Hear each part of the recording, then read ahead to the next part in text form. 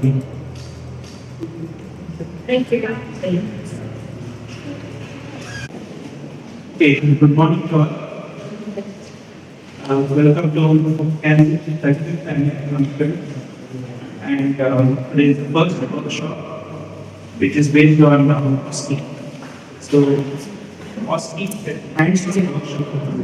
What we are going to see in this session is about understanding what OSCE is, what are the different forms, understand what is its relevance and utility in psychiatry. Also a little bit about the developing of an OSCE station, what goes through the development, how it is formed, how it is chosen, so the processes that get involved.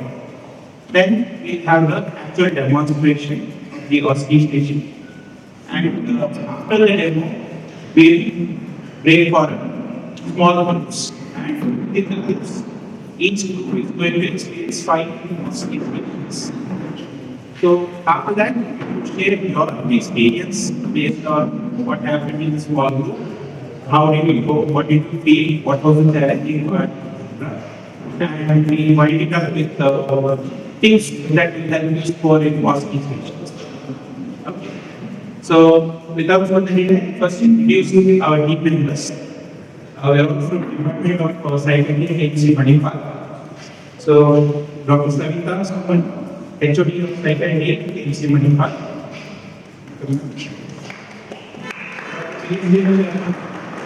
So it's a professor, ex-HOD, and one of the pillars of the Department of Psychiatry, KANCIPS 25. We have Dr. Anil Kumar,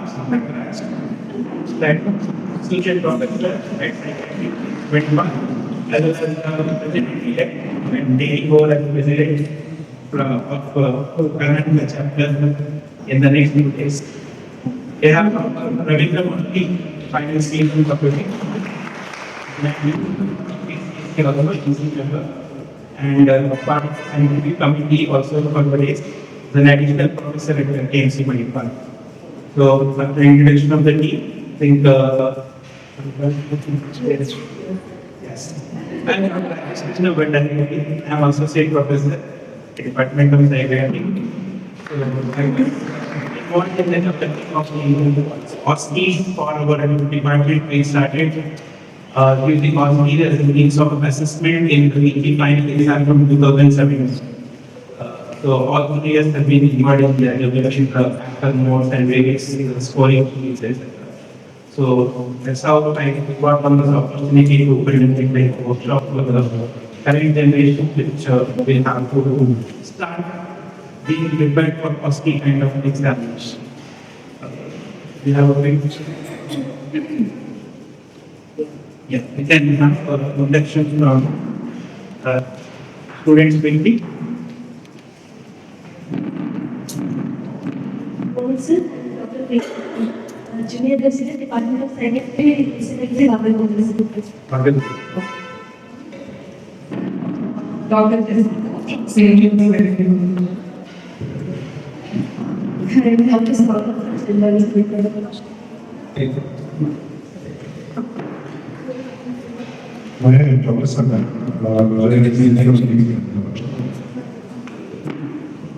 Dr. Shruti from KANCIPS as a postgraduate.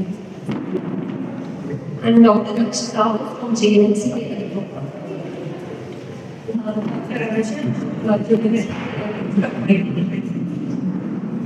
Hello, I'm Dr. Chikkamagaluru from KANCIPS.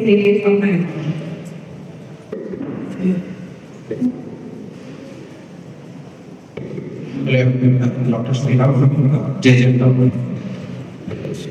I'm former junior resident of Indian Indian Conference.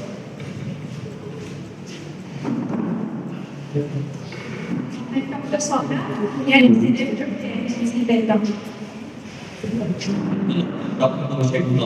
KANCIPS. Hi, Dr. Charlie from JNC.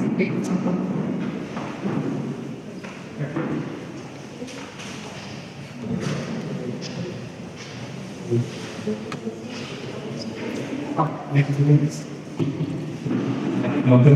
came from the KANCIPS, right? I am Dr. KANCIPS. Dr. KANCIPS. Dr. KANCIPS. Dr. Shamli, KANCIPS. Thank you. So, yeah, if you are finding it difficult to see the screen, please come forward.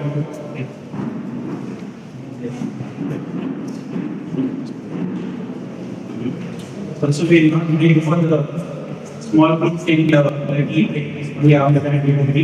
so initially it's more of the concept. Yeah, a couple of you will come here. Yes.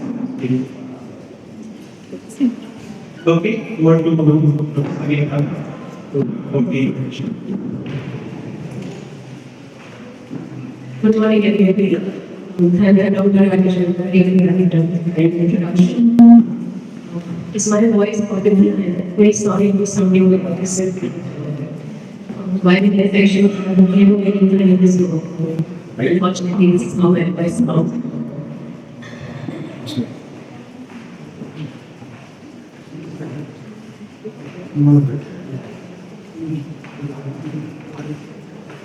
But talking anyone speak by side.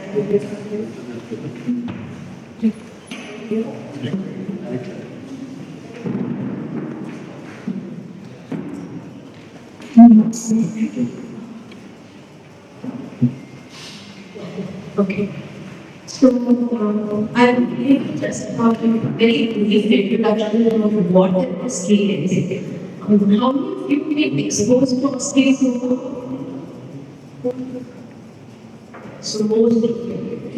So, have these OSCEs been used as part of teaching? Have you actually undergone assessments in OSCE? Was it part of examination or was it part of teaching? Examination. Oh, good. It's a fair about OSCE already. Okay, so this will be the format of my presentation. What is an OSCE? The utility of OSCEs. OSCEs and medicine versus OSCEs in psychiatry. The pros and cons of OSCEs in evaluation together. The difference between OSCE and OSCE. And the different forms or models of OSCE to follow. So this picture in the shot is familiar to those who have actually experienced OSCEs. This is generally how it happens. So the full form of the OSCE is objective structured clinical examination. So objective because it has a redefined criteria ensuring objective scoring. Structured because there is a very standardized format. Clinical because the usually assesses clinical competency is very comprehensive and it is generally used for assessment. That is why it is an examination.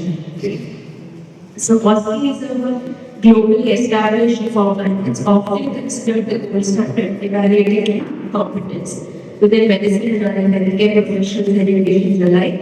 It consists of a circuit of multiple stations which test a multitude of clinical competency. Expected trainings at certain levels throughout training. It was initially introduced into practice in the early 1970s by Ronald with the intent to improve the assessment of clinical competency, resulting in the displacement of previously employed approaches. So basically, the OSCE came up because we wanted to overcome the various shortcomings noted with the use of traditional long cases supplemented with smaller short cases. So, I presume that most of you are aware of this Miller's pyramid of learning. So, where you're being taught, where you're learning something, you have different levels in learning. So, you know how, you show how it is done, and you actually do it. So, that is the Miller's pyramid. And this can be the same for all the levels of all the different phases of learning. For example, the knowledge, the skills, and the attitude. Which is all everything that you need to learn as part of your clinical training. So, the types of assessments that we already have, your multiple choice questions, they assess knowledge as part of the NOS assessment. The extended multiple choice questions or the essays, they look at NOS how. Okay. Your OSCE is supposed to be doing the issues part of it, while your mini seniors or a director of your procedure docs, that is what you said does. So that's the first section. Know how to do it. That's does. So these are the different types of assessments that we have. So the utility of OSCEs per se, like I already said, it can be used for teaching. It's a very useful aid for teaching, something similar to what we are going to do today. It has helped a lot with assessments, both in formative assessments as well as summative assessments. So most of you probably have OSCEs as a part of your mock exams also, because that will help you when you're actually going through the final summative assessment. So each task is organized in a separate physical space, referred to as a station. There is a circuit of several stations in groups testing the various critical competencies. All the students rotate in the same set of stations simultaneously. They perform identical defined tasks in the same time frame and they are assessed with the same set of examiners. So that is what makes OSCE a very uniform kind of assessment. Rating using pre-designed validated checklists of global rating by examiners. The tasks are representative of those that are faced with actual clinical situations. And you can have procedure stations, you can have question stations, and you can have rest stations. Okay, wherein you are allowed to catch your breath before you go on to the next procedure or question station. So this is something that people already know. Procedure station means it could be defined tasks like tracking the patient, making history, counseling, demonstrating specific skill. Whereas question station would be more of trying to answer to a problem, which is evaluating data. And rest station is a break for students as well as for the patient or the actor sitting on the other side. The salient features of the OSCE include it is a competency-based assessment. All domains of learning, including cognitive, affective, and psychomotor domains, can be assessed. Focuses on the shows how and the does levels of the winner's where students are assessed on multiple identical tasks by the same set of examiners. All students are rated using a standardized checklist, and feedback from students and examiners is an essential component. So what is the difference between an OSCE in general medicine versus an OSCE in psychiatry? So we are a branch of the broad general medicine category. So the fundamental difference is only in the specific skills, competencies, or the scenarios that are assessed. So medical OSCE will focus more on physical examination techniques, whereas the psychiatric OSCE will focus more on patient interviewing, establishing rapport, empathic communication, history taking, the diagnosis of medical interventions, etc. So basically it is the context and the focus that is different. Otherwise, the overall framework remains the same. Whether you're talking about broad general medicine or you're talking about psychiatry. Now, the OSCE has been lauded for adequate assessment of clinical competencies and line with requirements set by regulatory bodies. It has been instrumental in providing feedback on the curriculum. After identifying any improvement in the curricular design, for example, if uniformly students have found it difficult to, let's say, establish rapport or to get quickly during an OSCE, that means that this needs to be incorporated into our curriculum. We need to train our training specifically in this aspect before we are letting them out practice on their own. So that way OSCE has been loaded. However, it has received flags for a lot of other things. So one is setting a pass mark. So when you set a pass mark for an OSCE, do you try to set it so that most pass, or are you trying to set it so that some people will really excel? So there's been a lot of controversy regarding that. People have wondered whether it is valid to use a checklist or should you give a global rating for how the candidates perform. And the validity of the OSCE, does it really work as a solo examination method? So you forget that people guys do only OSCE for exams, will it tell clearly? That is another problem. The reliability and modality assessments, especially when saying how the stations are designed, how exactly the whole process comes about. And people have argued at length about should you use real patients, should you use standardized simulated patients, or should you just do pure only by conducting OSCE. So which is better? So there has been no real answer to this. The various challenges that people have faced while conducting OSCE, it's a very resource-intense assessment. So you need a lot of time. preparation time for drafting checklists and for conducting the examination as well. You need more manpower, naturally. You need a big space for conducting the OSCE. You need mannequins or simulators or skill labs for training faculty. Inconsistent tools and difficulty standard setting can make the code exercise totally flawed. Repeated assessment of patients, if you're especially using patients, by large groups of students, it made them fatigue and uncooperative by the time the last batch of students is rotated. So that itself can make the students perform poorly simply because your patient on the other side is not saying anything or not cooperating. Examiners are also prone to exhaustion because we're all human, and hence there can be an unfair evaluation of students towards the end. Queries realistic time targets. So when you say 10 minutes in a given station, or you say 8 minutes in a given station, is it really realistic that let's say station A gets 8 minutes, station B also gets 8 minutes, but we will need lesser time for station A or more time for station B? So are you being very realistic when setting a time target for different kinds of tasks that a student is expected to do? Lack of simulated patients, teachers, and experience. Students have given feedback often that expectations were unrealistic for several tasks, and that examiners often use their capability as a benchmark rather than what the trainee may be capable of doing at that year or level of training. Assessment using OSCE was fragmented as knowledge and skills were assessed separately in different stages. Excessive stress and anxiety, that is something a lot of students have reported because from his unfamiliarity with OSCE. Lack of adequate mock exams, lack of adequate practice doing OSCE. Continuous observation by examiners. So if someone who's just sitting and staring at you while you're doing something, which is not what happens in the real world setting where you're dealing with a patient. It is usually only you and the patient.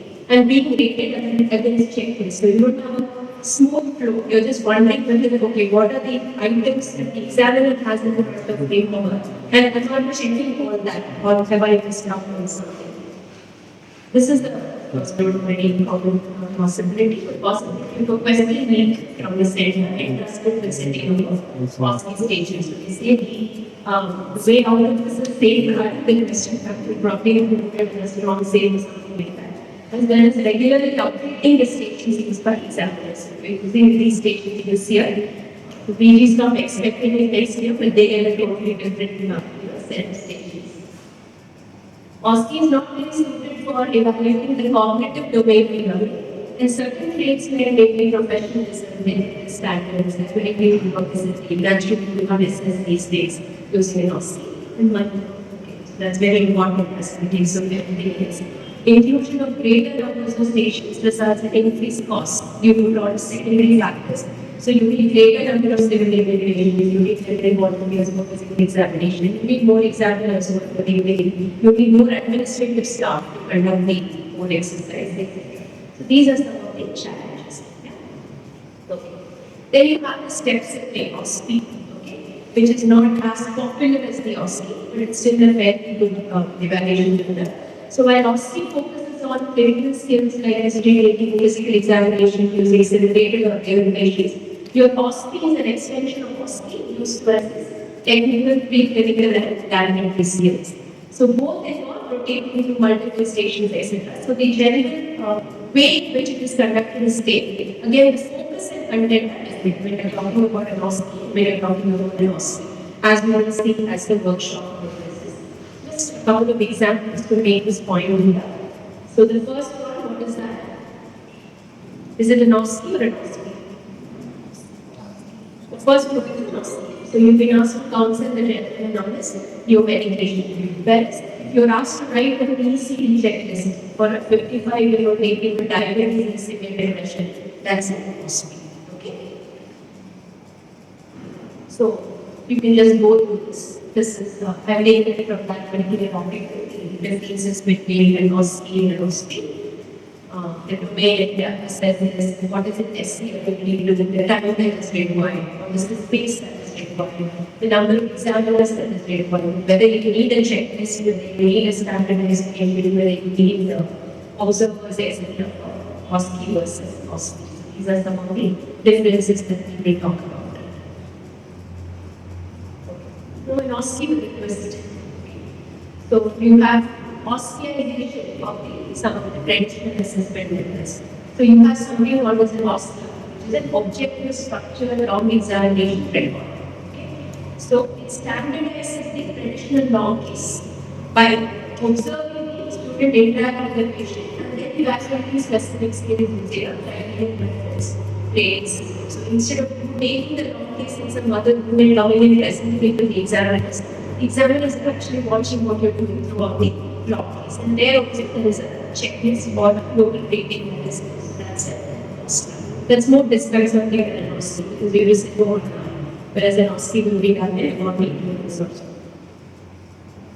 Then you have the SOCE, which is the systematically observed clinical evidence. So physicians are supplemented by lay trained observers to evaluate the medical students of real patients. So again, more discussed because instead of one person, you have two people who are sitting there and watching what you're doing. Okay, so these are OSCEizations of the standard assessment methods that are already used. Then you have we live in a virtual world, so you have a virtual OSCE, it's also called the remote OSCE or the tele-OSCE or the electronic OSCE. So you use video conferencing platforms like Zoom or Google Meet or Microsoft Teams. The chief organizer manually transfers candidates between stations and the students at the SPs, they start in the main teleconferencing room, whereas the examiner is sitting somewhere in a remote location and this is assessing. Okay. So this means this distance because you don't have somebody sitting right there looking at you. Somebody sitting somewhere and watching what you're doing, but at least you are not directly seeing that. So this is virtual scheme. Then you have computer-assisted objective structure of clinical examination rather than mouthful. So virtual patients, so images or videos depicting clinical trials or symptoms are used in real cases. So it saves time, resources, manpower. However, it cannot assess psychomotor and affective domains because you don't have a real patient or a simulated patient or an actor in front of you. It is said to be useful in branches like dermatology and dentistry, where you're looking at more of signs, symptoms, the actual physical examination and things like that. Then you have a group objective structured clinical examination, which is also called a GOSCE. So students in groups of 4 to 8 rotate. You have one student who selected randomly to perform at each station, while others observe the performance alongside the faculty and give feedback. Okay. So you need lesser time because only one student is an imposed authority. You need fewer examiners. And the advantage is also that you have an opportunity for self-assessment, as in the case of every OSCE. But you also get feedback from your peers and not just from the examiner or the actor or the simulated patient about how you've done. Your peers will observe you and also give you feedback on what is happening. So that's the most. Then you have an interprofessional team objective structured clinical examination. So this is where you have 3 to 6 members comprising of different specialties. So you have medical, you have paramedical, personnel from allied specialties, made from the VMS patients as well, and are assessed by an examiner. Each member is encouraged to perform roles of another specialty. So it is not strictly your specialty. Let's say something that you've learned during MBBS, but you're not practicing regularly after you finish side. Somebody that is assessed so that you don't forget your basic skills as well. And someone who knows that skill very well, doing that, then they are also part of this group. So they can give you very constructive feedback on how you did or how you will do or what were you doing. Right? Okay. Then you have an admission policy or a multiple mini interview, which is designed as 8 to 12 stages. Students are presented at each station in the scenario as a non-clinical skills, such as communication skills, emotional intelligence, ethical decision making, critical thinking, knowledge of health systems, problem solving skills, or their ability to perform under pressure. Please remember, one of the things that OSCE evaluates most is the ability to perform under pressure because it is under intense pressure. The time is very small, you have somebody observing you, you have to perform to a checks. So that is something that the OSCE assesses. Then you also have an OSCE game. Again, we are in a world of gaming, so we have an OSCE game as well, which is an online game which provides students with an active and interactive learning platform in a risk-free environment where scores obtained in the game can serve as a driving force for students to excel. So this is is something like a practice OSCE. Okay, so you can play repeatedly, allowing students to better their skills. So it's a non-threatening display and manipulation. Keep practicing. That's an OSCE. Then you have OSCE, an observed clinical activity, which is something similar to the long gaze observation that I spoke about first. Training is observed by the supervisor in their initial clinical assessment of the patient, after which the training will present their assessment and corresponding treatment plan to the supervisor. Training will be assessed from a series of competencies and provided with immediate feedback. You have the CAPS, which I'm sure all of you are aware of. This is done by the oncological psychiatrist. So it assesses almost the same things, two circuits of stages that test individual clinical and communication skills, including risk assessment, mental state examination, holistic patient management, covering aspects from biological legal, from one end of the system to the other, discovered in the CAS. So, if you're interested, this is a very good article which talks about most of the points that I have covered in my video presentation. And you get more information as we go. Thank you for your patience. If you have any questions, please get in touch with me.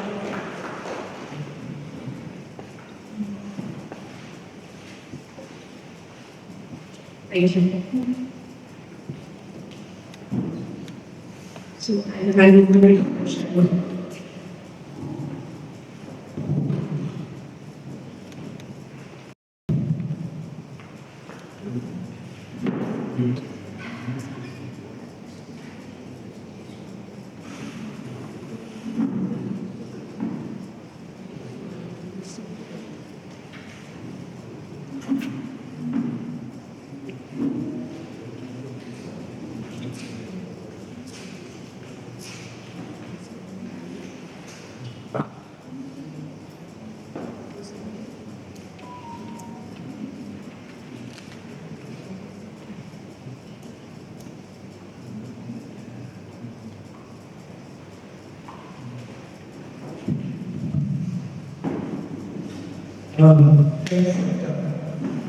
Please forgive me if there's some amount of overlap.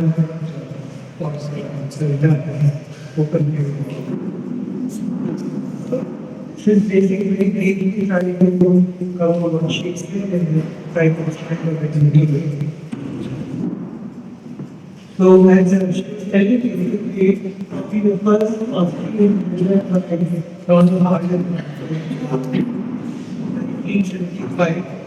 it was basically to show how to do something.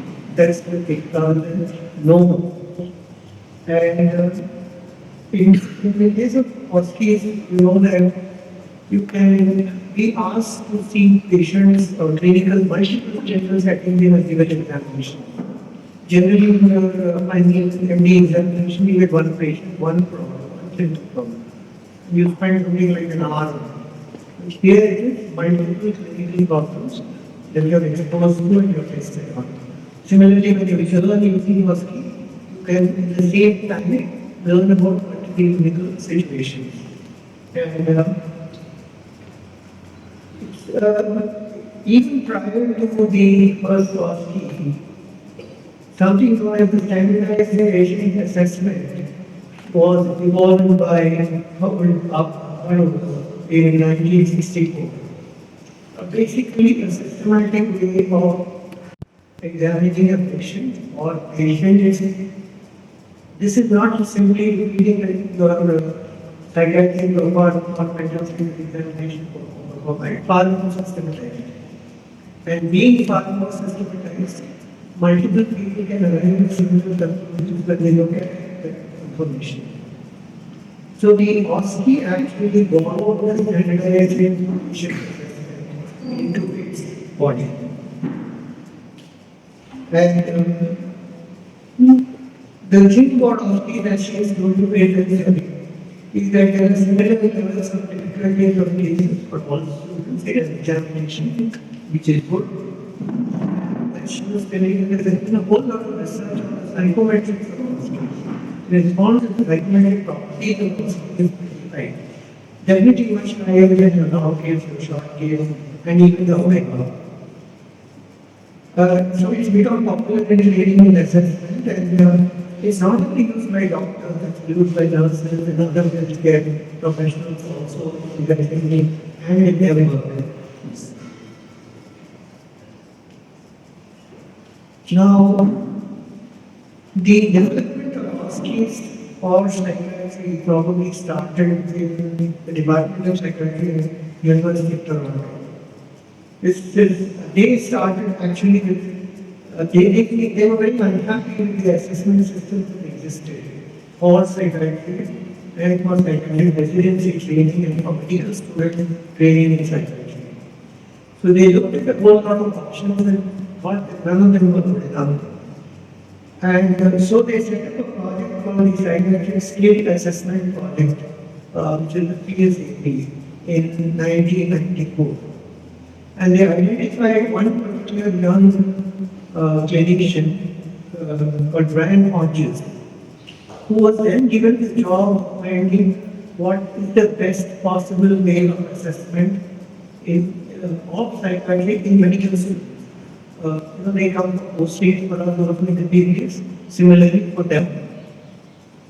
So the goal is to get a better alternative assessment format, which has to show proven reliability, validity, acceptability, be practical, be inexpensive, and be evidence-based, and so on. So all the things in the world have to be there. Now, the best option that Brian Hodges found was the OSCE, which we already used in other medical specialties, which needed some adaptation for psychiatry. So they started using this in their medical students, and they refined it and started using it in their residency training program also. So then soon the use of OSCE spread to the US, UK, and elsewhere. And we have now come to our training system also. It's been shown that all those requirements of validity, reliability, etc. have been met. And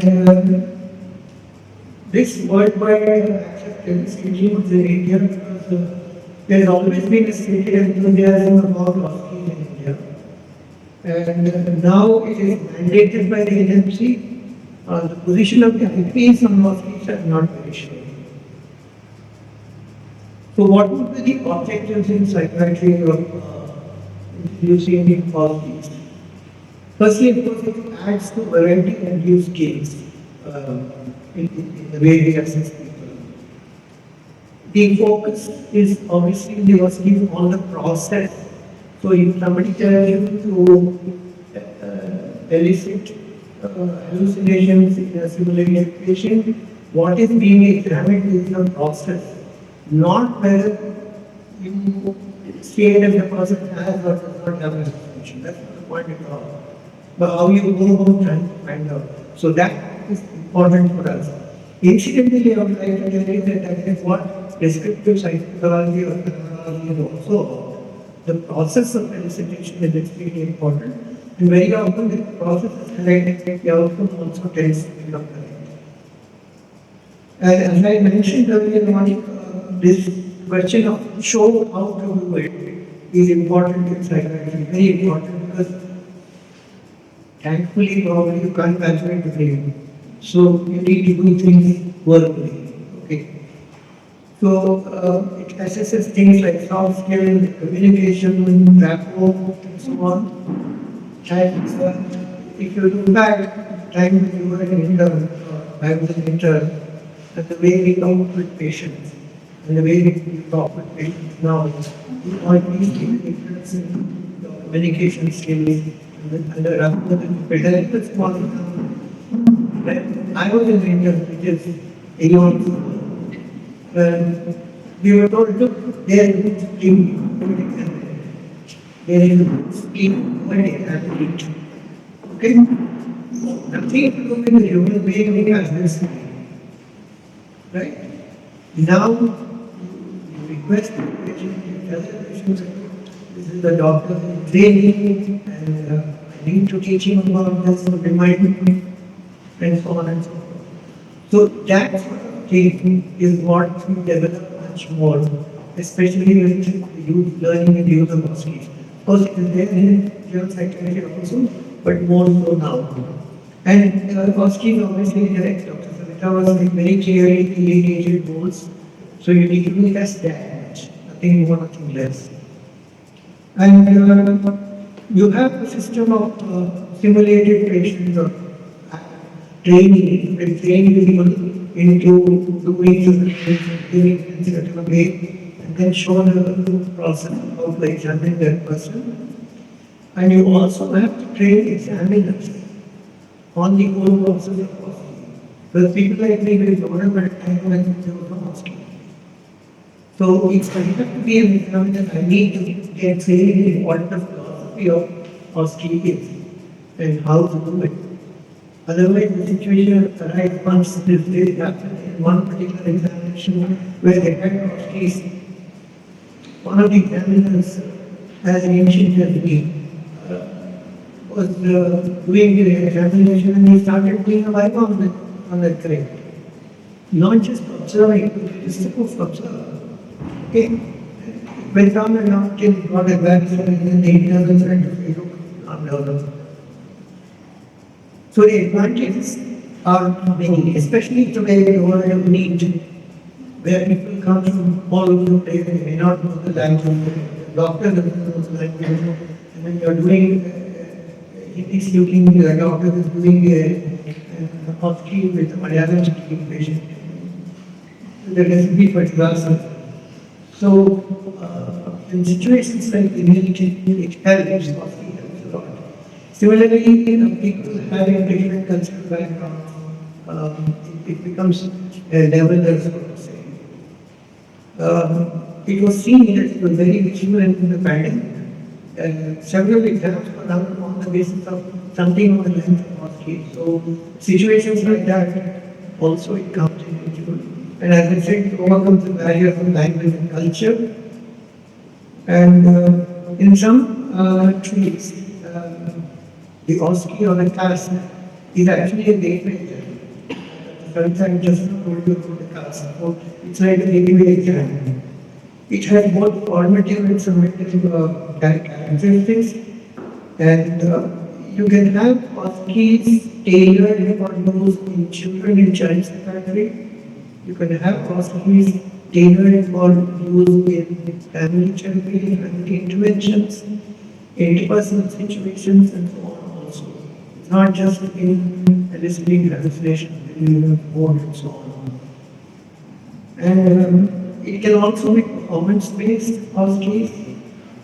So by and large, you can say that when done properly, they are reliable, they are good cultural validity. And the conceptuality tallies well with the overall checklist scores as well as the local scores. And this is called replicable, efficient, and so on. She was talking about the NRC side part 1. They have this clinical assessment of children competence, which has OSCE. So there are these other stations by rotation, 1 minute to read the instructions, 7 minutes to do the task. Usually, it's general adult psychiatry and old age psychiatry. So you can have a simulated presentation or an anatomy model or a video or an investigation result. And the skills which are usually tested are taking the TCT examination or an aspect of the examination like do the fundoscopy or elicit cranial nerves, things like that. Or it can also be looking at an investigation like interpreting EEG or the ECG, and also communication skills where emergence also is like a scenario of attendance or a scenario of DT or a scenario of status and management. And then the communication skills, they talk about giving situations like making bad news or taking consent for the ECG or explaining about a particular medication or its side effects and so on. These sort of tasks come up in the essence of exam. So usually this is just a very short introduction. So usually the typical guide for history elicitation for OSCEs in psychiatry would involve demonstrating empathy and active listening is extremely important. Eye contact maintenance. Of course, I agree that in certain cultures, in certain situations, maintaining eye contact can be a problem. But generally, the student or the examinee should have an open, relaxed, and professional attitude. Manifest rapport, signposting. Talking about, we were talking about this just now, this wakes up, that's called signposting. And of course, periodically giving us somebody what is transpired. These are some of the things that are important with your task of history taking of the OSCE. So there can be a checklist, you can involve the checklist and then you can publish checklist for history taking. For example, you need to give the introduction and you're supposed to be doing this for this examination. And you are ex-presented, and then you need to say that the person talk with you about what problem you are taking, whatever. And is that alright? It's alright for me to ask you questions. Then you go on to open-ended questions, then detailing of the present complaints, risk assessment methods, necessary when it's considered appropriate, concern, expectations, and so on. It goes on like this. The idea is not to cover the whole thing, but the whole history taking is in the form of a checklist. So you keep ticking it off in the boxes in your mind, you covered everything. And it's that which is being examined, whether you're ticking all the boxes or not. There are, of course, like which I was saying, there are disadvantages of the OSCE, especially in psychiatry. Sometimes one can say that this is a very limited test of knowledge or a limited test of skill. Many people find that artificial production situation, both the examinee and the examiner. As mentioned, that one of the big problems is the time it takes, the amount of infrastructure that is needed, the effort that is involved, and of course, finance, especially if you are using limited patients. Dr. Bhandari will be telling you about our experiences with patients. We train actors and we use them, but then it comes to the cost. Some problems are there in simulating versus real life situations, and sometimes you have this problem of whether it's a task-driven versus a process-driven situation that you are facing. So the desired things, of course, if you're going to give a proper exam, if you're going to conduct an exam, the desired things is several OSCEs and OSCE stations of specific skill or process or learning and demonstration. Long cases for a 360-degree evaluation, which will not get OSCE. Short cases for focused intervention, and then by that probably would be the best option that one can think of at this point in time.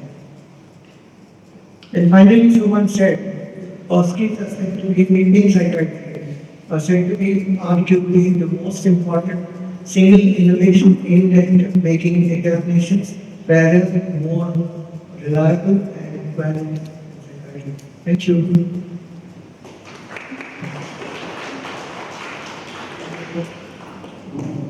Thank you, sir.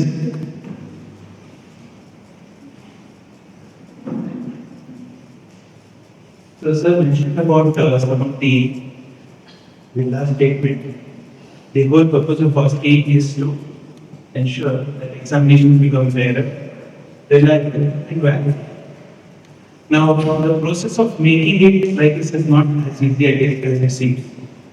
So, when we do any case workup, so it's a real life situation. So you will sometimes give us some kind of email. Okay, the patient was undergo. So the patient had serious diabetes. So various factors are making picture. 2-3 times the person has been interviewed. Once by the person who did the actual workup for treatment. Once by the expert examiner who would want to verify the facts. and then you are put on the last day where you have to provide interview. The patient by then would have either had some kind of a change in the symptoms, some reduction of symptoms, some increase in symptoms. So it starts causing some kind of problem scenario.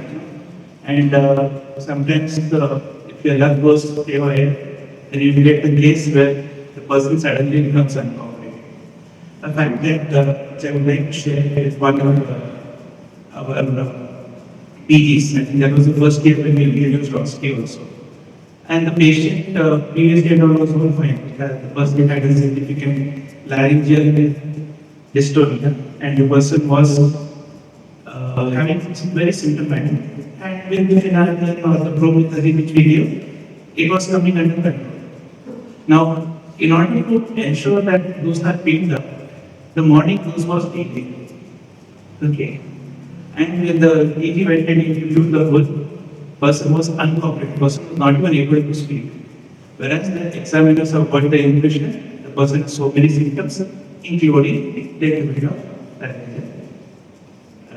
dystonia.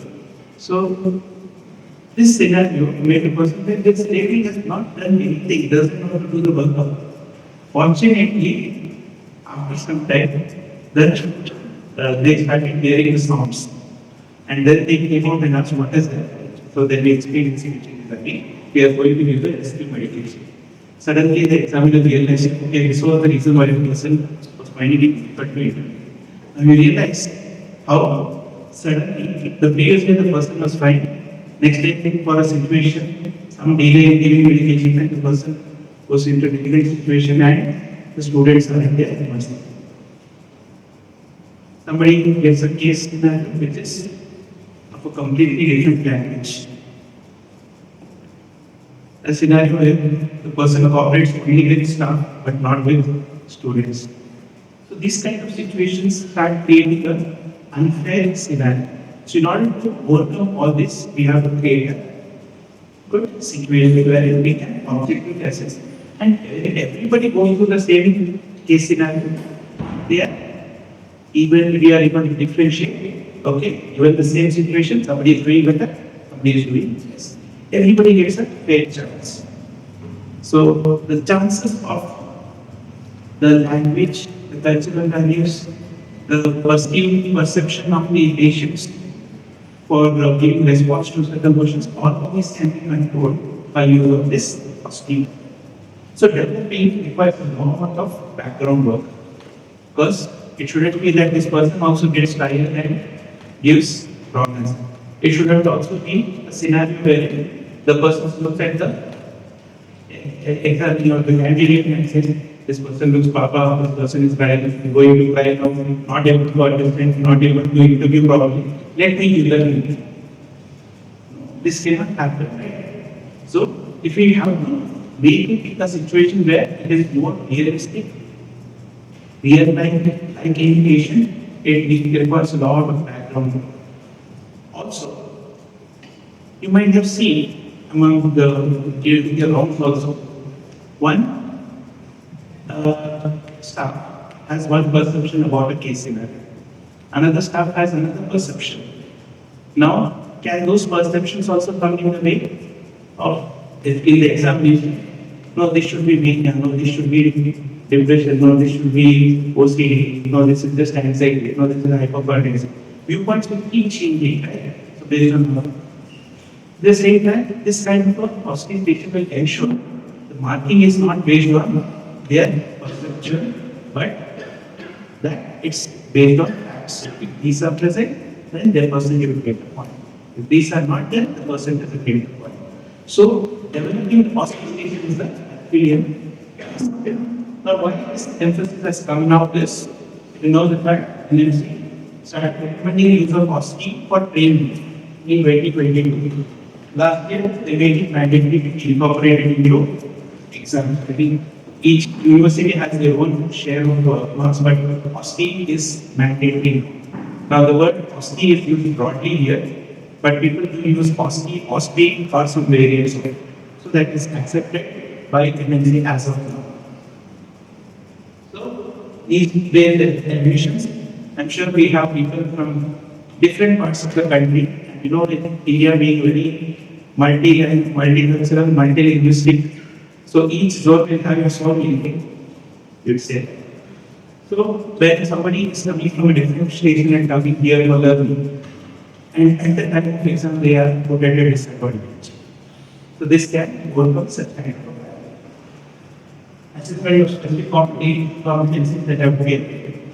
So we are moving towards competency-based medical education. For undergraduates, it's already in progress for the last 6-7 years. For PE, it's in the pipeline. Now they are mandated, these are some of the mandated competencies that have to be attained at the end of the postgraduation. Now how to ensure that those have actually been attained? So the OSCE stations be provided venue for something. So it's only a matter of time before OSCEs become more formalized as part of the whole evaluation. So it requires a lot of planning, determined by the content, resources, and expertise available. Not even if we just train the analyst or we make the students, the examiners also require some amount of training. Otherwise, there will be a tendency to go back to that traditional. Each training, standardization, and most importantly, continual improvements. So each time we conduct the OSCE, we realize that this can be done better.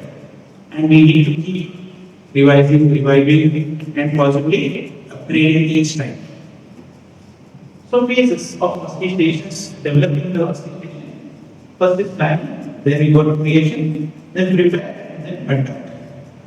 So planning highly is dependent on the budget, how much there is source of funding, team setup, and sourcing standardizations. Where to play each of them. So first in this, first you have to get an approval from your university how much money we can spare for us. So the sir mentioned there is a challenge getting the money. Then from whom are we going to get the money? We have to have a team who will say that I'm going to train, I'm going to develop scoring, I'm going to develop the blueprint. Then from where whether we are going to get patients or somebody else. So context for creating, blueprinting, what do we want to do? Identify agenda, for what purpose are creating possible? Is it for training, for assessment, for skill development? For each of these, we can use it. Accordingly, we can design them. We can keep it flexible, we can keep it very rigid. If it is assessment, we have to be very rigid. For training, can be flexible. For skill development, the person may have to do it repeatedly till that skill is attained. And of course, you are really want to go to the ways. So blueprinting and decide what I want to do, which set of stations. I can do it team-based. I do only phenomenal thing. Anything delusional, hallucinations, obsession, compulsions. So a phenomenon or thought process, or make a diagnosis. Can give a slide, ask them to make a diagnosis. Specific skill assessment or written skills, psychoeducation. So where you explain to the other person.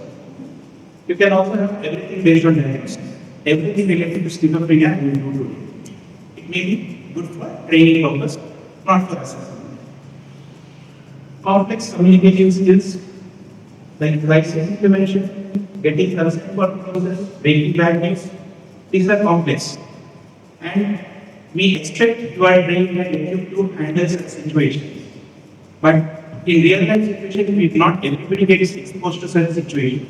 So this can be a good way of training them to get exposed to such situations. At the same time, it's a vital skill that is expected of a psychiatrist. So anything somebody is found trying in the OPG room, they will call, psychiatrist, please come, this person is trying non-stop, please come. So we'll have to go and evaluate. So our requirement warrants that we learn these skills. So we can also have a mixed bag of all the components. So that's blueprint. So if our goal is to obtain the correct status of patient and give an example of patient immediate present result. Formulation, where you have to go a little broader. Understand the concept of schizophrenia as a whole, the deficits, impact, functioning, everything we have to cover. That's the formulation. Urgent intervention.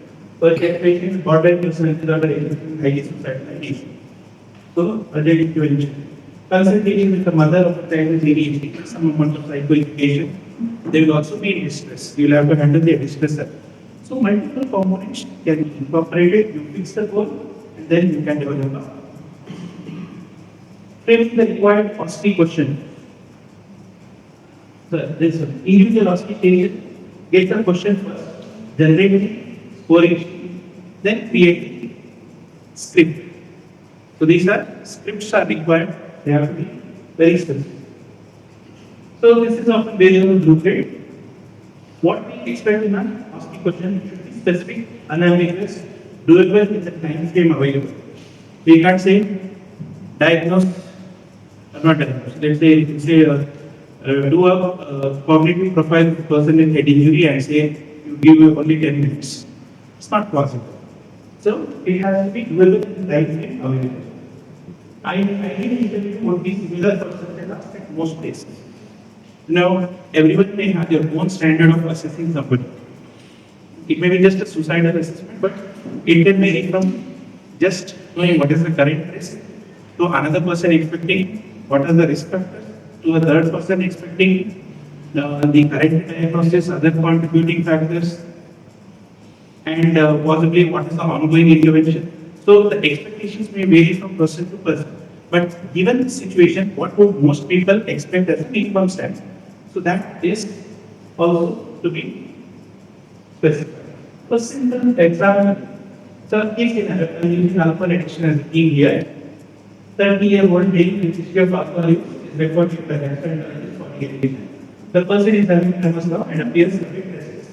So this is the information a student is going to get, and they are going to do the task. So the task can be interview to formulate and arrive at a diagnosis and management plan.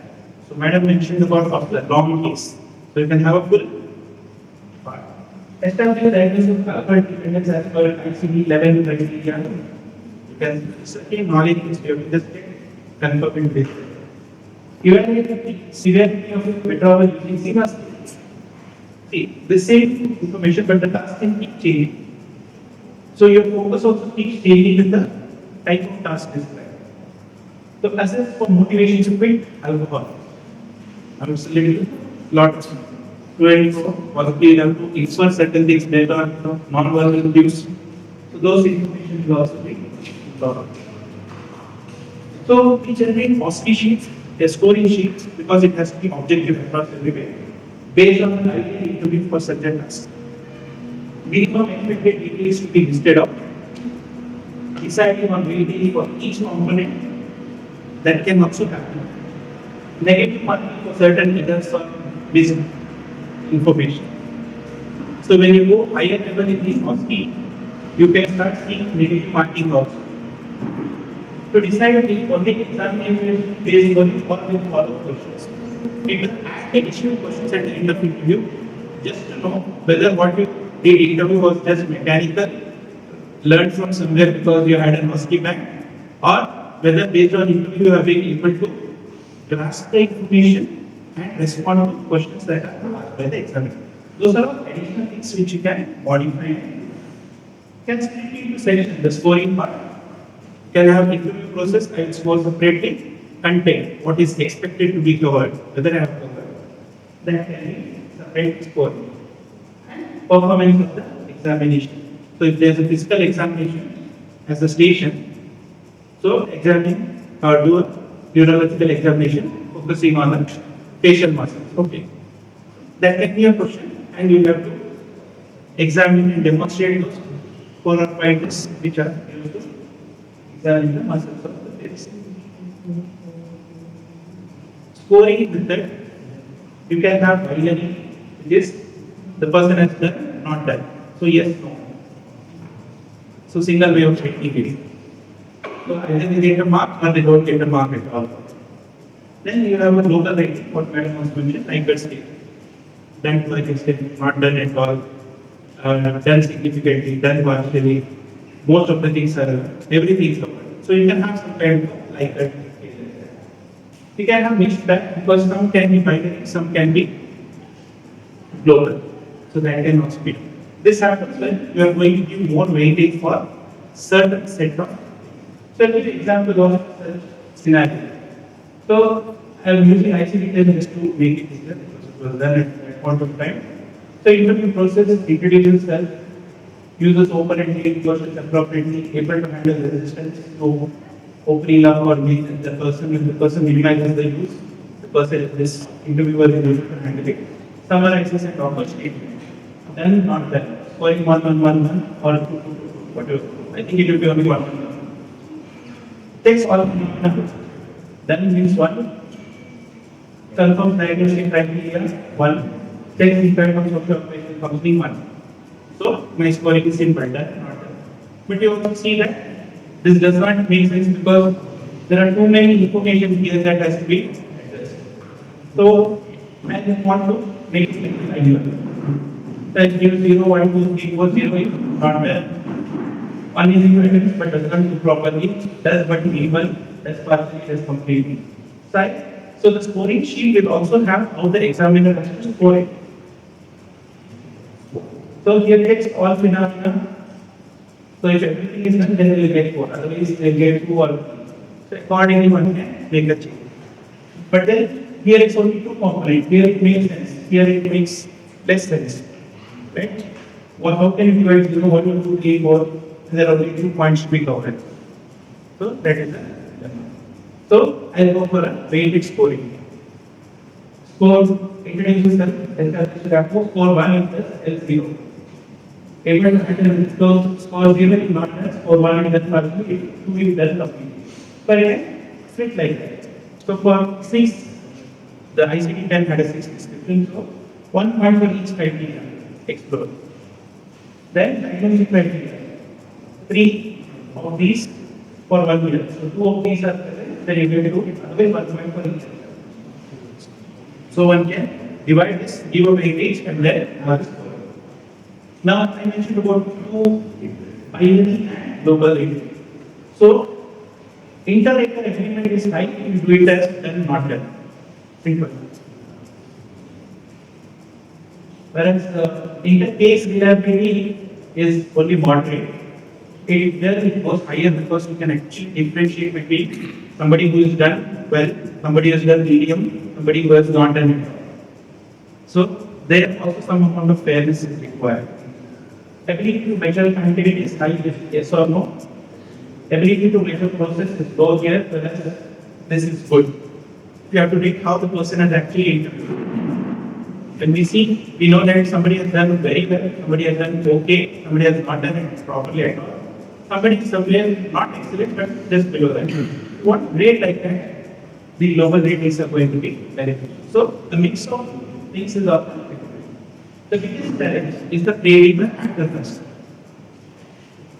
It's of course based on the scoring sheet because you have to ensure that all the components that are supposed to be rated, the actor is well aware about it. So you have to build a big story behind it. Not every interviewer is going to ask in the same manner. So some of them may take the wrong lead. So the actor should be trained enough to respond to such kind of questions. They'll ask suddenly about the background. The alcohol dependence, the person will ask, I want to know how many kids do you have, are you married, etc. Now, you might have given the whole case scenario about how many kids taken, when it started, etc. But if there is no background, then suddenly the actor fumbles. And if the actor starts giving one answer, but then there is the objective, everything is lost. So, the script writing will have to look into all these aspects. Have answers for all possible extra questions, to include socio-demographic background information, to include statements and questions that need to bring specific emotional speech modulation, crying maybe, looking down maybe, hesitating maybe. So those components also need to be incorporated into the script. How do I present? When the person asks me an open-ended question, how should I answer? What should be my first statement? So those things also need to be present. Creative questions that will need to be asked sometimes. If it's a psychoeducation station, the actors have to be trained, ask these components, ask these situations. If the person says this statement, you have to raise this kind of a query. So each of those situations scenarios, the actor needs to be trained. So recruiting and bringing standardized patients Many times you have to do a mock run for them. You have to give them if it's a trained actor who is a lay person, who is not aware about psychiatry, they need even information about how this patient actually acts, how they behave, what mannerisms they may have. So they had to go through showing them some videos of patients who have like that. We had to show them once an exposure to the ward to see how they behave in the ward, and then they get the concept. And then with the script they practice, they go into that state of mind, and so that they can respond appropriately. The biggest challenge is if the interviewer is not very sensitive, ask the very stupid questions, or ask something which are derogatory in nature, or ask something which is sensitive without showing the concern. How should these people respond? Those are also additional components that need training. And finally, where to the examiner training, all these are. So I mentioned in-person and online versions have also come. Trained actors, real patients can also be done who have not stable now, but they are willing to give information as you say, because they had the past experience. Peer actors, so something which is useful for training. So actual conduct of OSCE, preparation of instructions, setting, where to locate, distance, sound barriers, all of those things will have to timer, useful documents, the instruction document as well as the scoring document, and how to report. All of these need to be arranged. Two more components at OSCE is this basically a quality control and research. How much it is making a difference. Finally, OSCE had just a small, it was a case scenario description. Sometimes we use recorded interview and show them and ask questions based on it. It can be considered as a viva station also, structured viva or structured written exam also. So both can be. So each of these will require an answer sheet or scoring sheet which will say if these components have been present, you are going to get the mark. If these are not present, 0 marks. We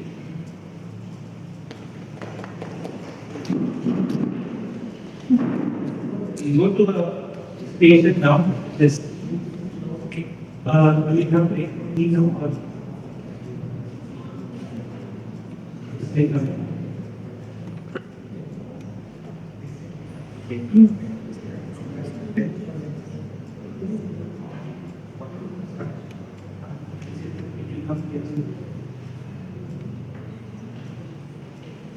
Demo and then we play.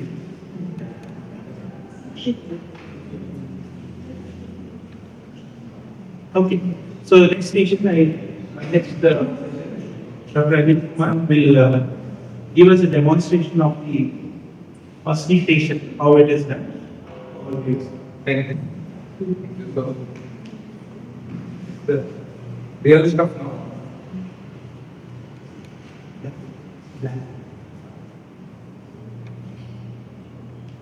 So, may I who is the oldest and confident, most confident player? And then,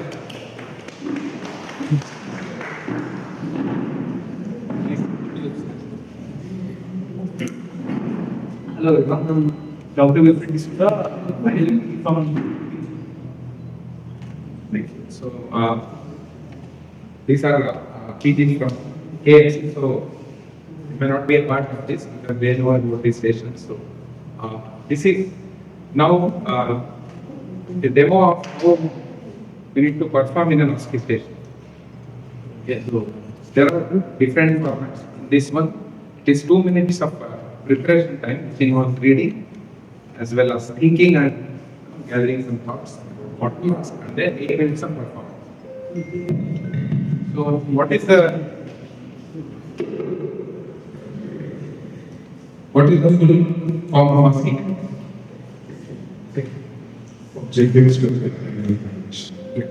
So, good. So you need to be very specific here. This objective and structure. So you need to read the task and stick to it.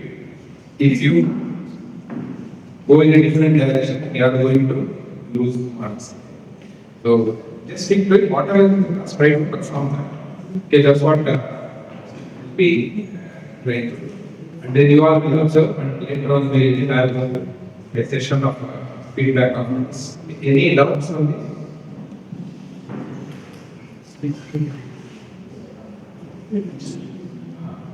So this is what I mentioned about the station. Case analysis is provided. We will also play here. It is so minutes of preparation, 8 minutes of performance. There will be a warning bell at 7 minutes for the candidate, so that he knows how much time he has to wrap up. And then the examiner in this station will not enter. There may be different stations where in between sometimes there is a prompt question, but here there is no prompting, except he may say that you have 1 minute more. So examiner will just observe. Yeah. Okay, so the class doesn't involve any examination.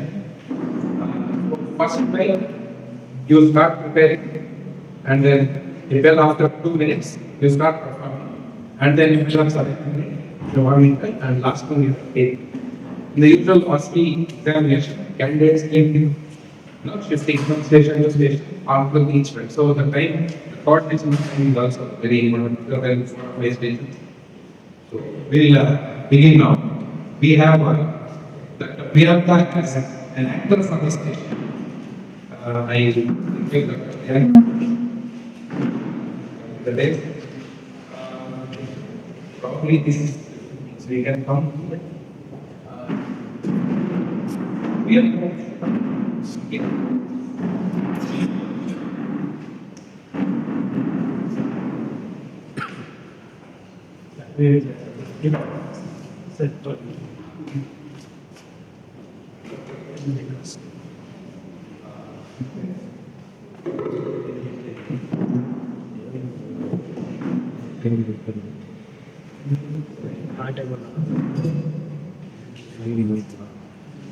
please. Ready now? Yes, so you have 2 minutes start now. Start reading.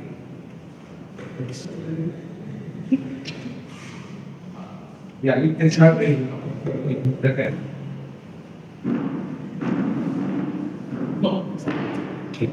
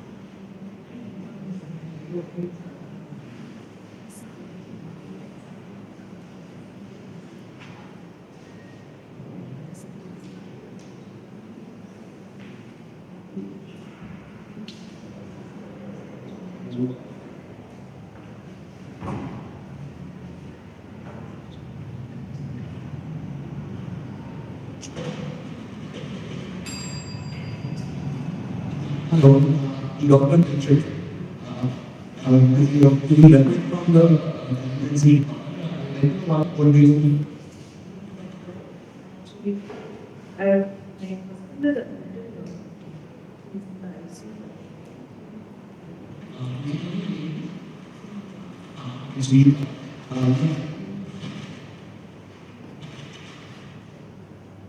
You must be admitted one.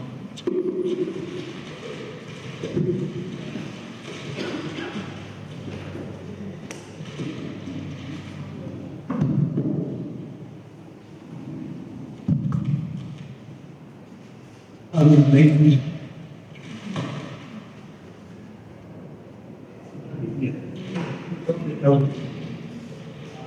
Yes, you are the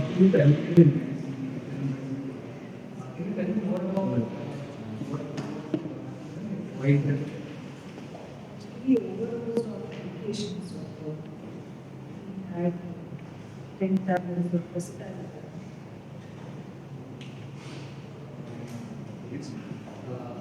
We had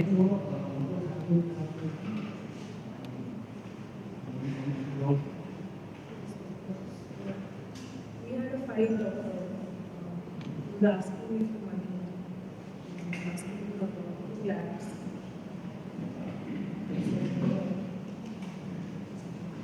You know,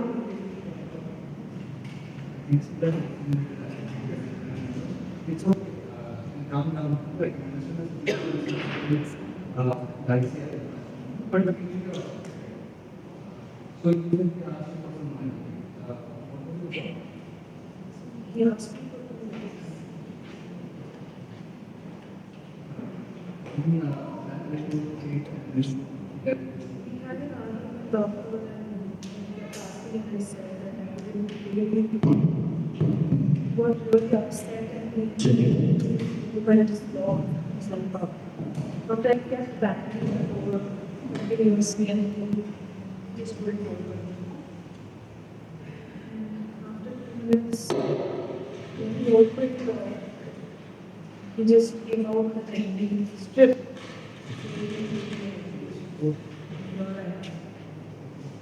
You know, there was something like that. You appreciate it. How did that?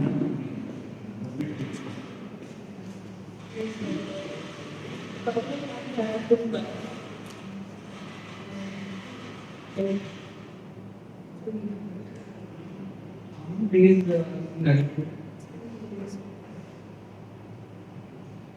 Doctor actually was worried about you.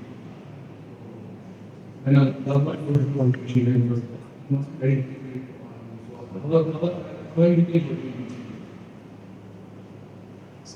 How are you doing?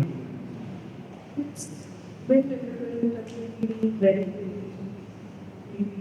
just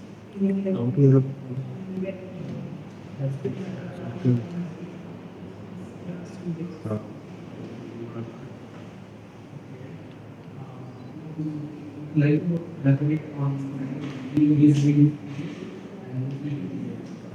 I still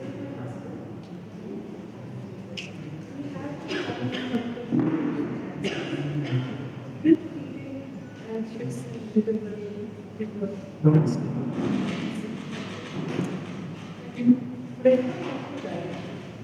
this way, I can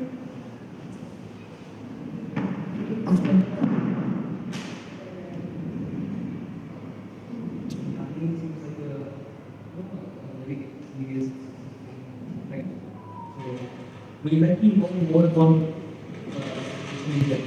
We let you know and then you will admit and after that you will be expected to just It's been there since and the possibility of work where getting annoyed with small things, insecure, what does the future like, sex, sleep, but I can handle it. But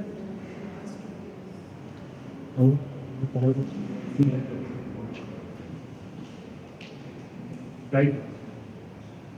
So like one certain prediction. So other than this, everything will work you share. So what is your goal? So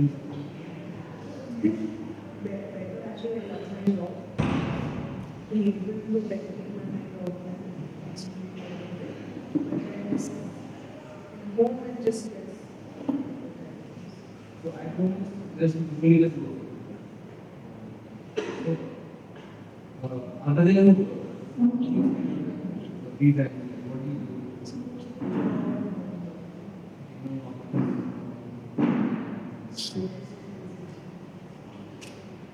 Then, the world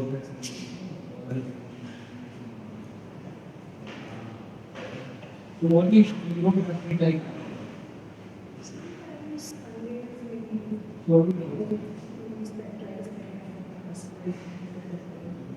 But it just been subtle arguments with my husband as well as they make textual talking, says something like very the same. Not very even the relationship and the is not in relationship. Say something about you feel like it's like how often have you talked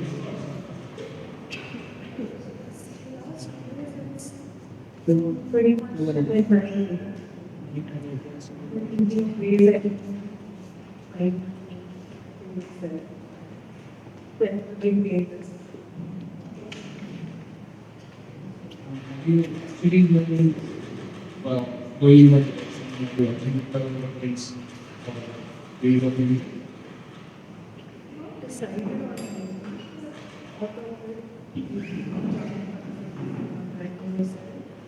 I think yes. That's something you different. You're not.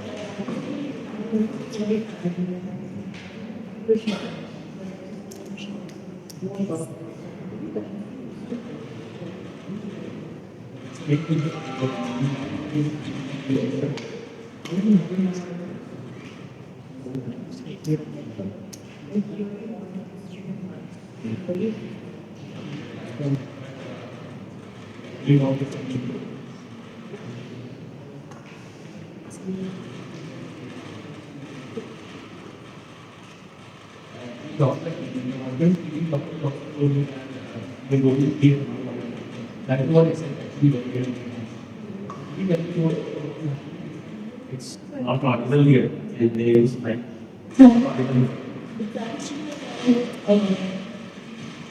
Thinking of really having probably hurt myself, kill myself, blameless. very important.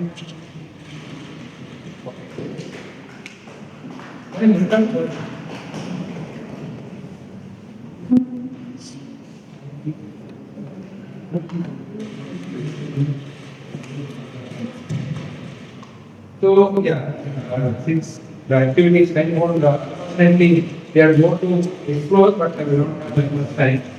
So coming to the task again, I would like to know some of you giving some feedback on this. One from particular thing. Anybody want?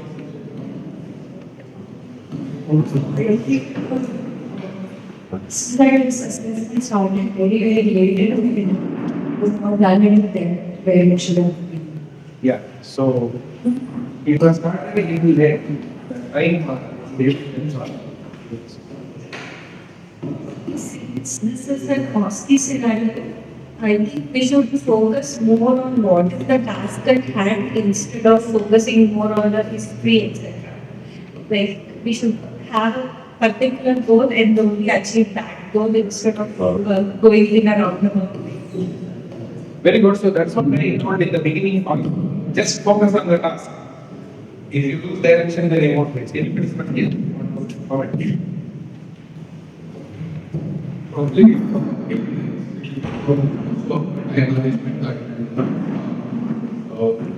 Based on task, even we have to see what can we particularly go about at the situation.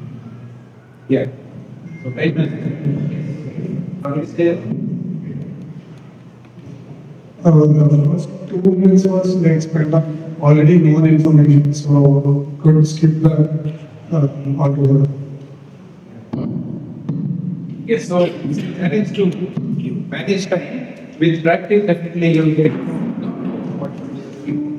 This is one of the question in a case scenario like this, I understand all you have information. How much time or how appreciated is it to spend time on building that? If you want to stick to the task, I'll come back later. Once you finish. Anybody else? Any other comments?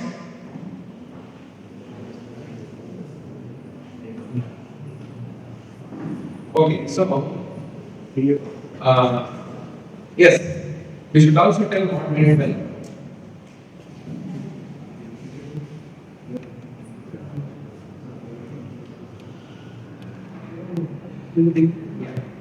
So introducing oneself and asking for the client's name and empathy came little early, when he said, I know that you're not doing for one time, but you need to calm down and all. So probably as you set the scene, as you introduce yourself, you can also mention the role. I am so also here for this reason that you have come to me for this kind of a situation. And so I am here to help you out of it. I know that it is difficult time for you to speak and what's going on with you, but I am genuinely interested in helping you. So I will be asking some questions that are little sensitive. I hope you are okay. So this kind of a statement in the beginning will set that empathy as well. So that could have been a little bit more explicit.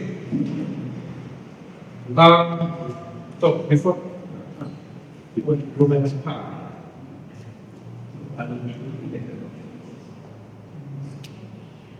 And then what could have been done better? Yes.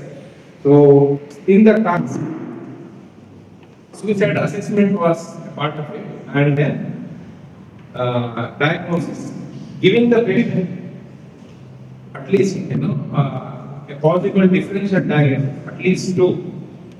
So that was another task. And the third one was to explore this.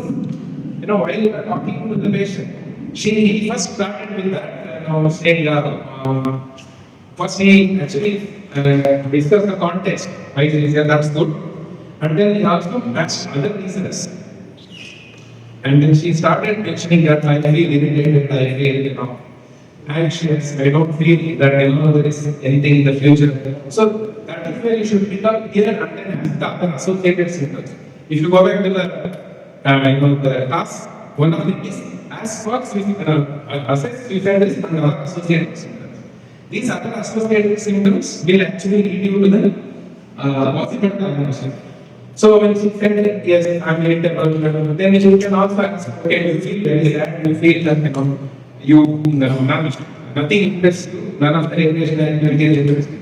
2% are enough to say there's depression. Then you can ask, when you say anxiety, what is it actually? And do you have a lot of worries about future? And then psychosis. Do you hear voices?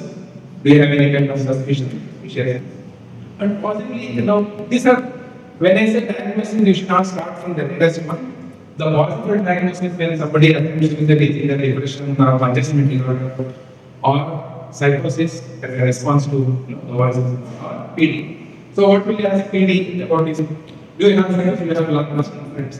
Do you find it difficult when they break up from you or do you feel very inside? These are a couple of questions. But usually the station is designed such a way that if you are asking 2 questions, you get the PD here. But that's not the case. But you have to do the task. At least 1 or 2 questions from every domain. When you ask the examiner, you know that you are covering the breadth. You know that the water. So that was another thing that could have been done. And then, based on the responses that the candidate or the client gave, you can tell the patient that probably you are having depression or something called adjustment disorder. They are more or less similar and that's going to know more about it. Later, then initiate some kind of treatment. So then, what else was the task? And then initial management. So in the initial management, what is important now is that she herself is a patient and she is taking care of another patient. So ideally you should separate her from him. Being with him, looking at him, she will, because she is already scrolling the phone, checking phone for some safer methods. I mean, quicker methods of suicide. Did you mention about studying? Now, so she should be away from that. So that is most important, relevant initial thing. Then you will mention that I will do further history clarification. Consider talking to husband because he has been telling me that her husband has a problem. So I will definitely talk to her and reassure her that yes, I am going to talk to her. So this is another thing to reduce her psychological arousal and then talking about management. See, we have medications and we have psychological therapies. Depending on how severe your condition is, I can either help you with the lifestyle modification or some supportive management or through other therapies, specifically in heart depression. And these are some medication. That's what is my overall plan for you. Is that okay? Just to conclude, is that okay? I have any other concerns? So that's how you usually conclude. And because it is something that is new and all of you more practice, but you will definitely become, once you keep practicing, it should become a part of your regular academics in your institutions. Say you can do it probably once a week or once a month amongst your unit, amongst your groups, so that you have regular and frequent practice, will become the skills needed for OSCE. So this is something that we will read in this particular agency.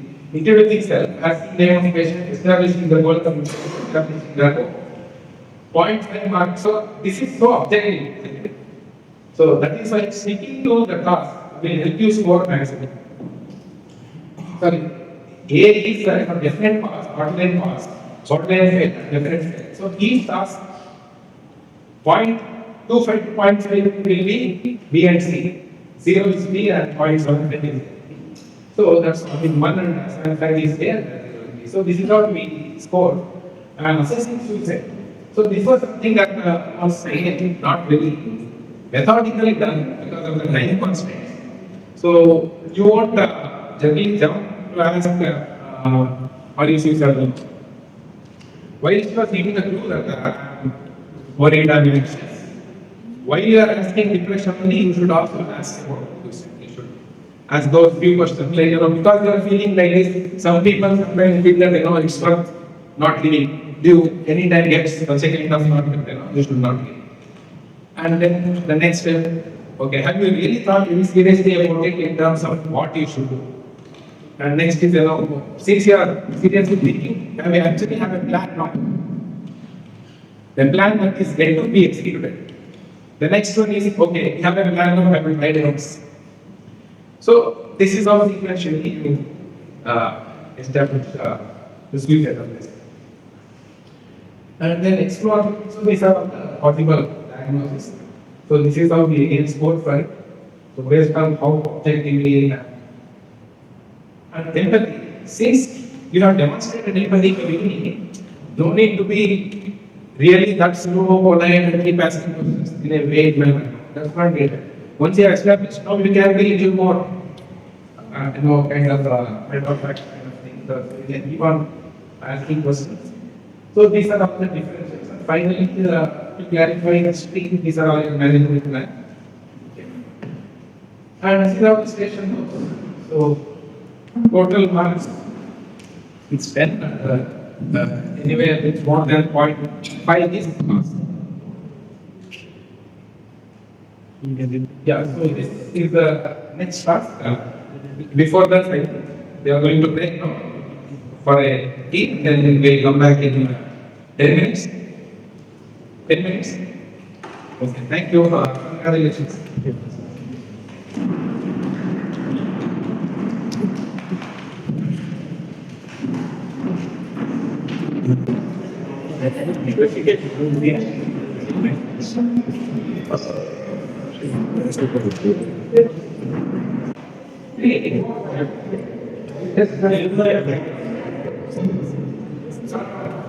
One. Come on.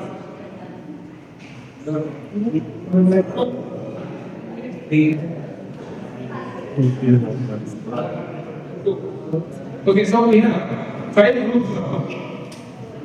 This is there or not? That's it. So all you work by one station. Okay.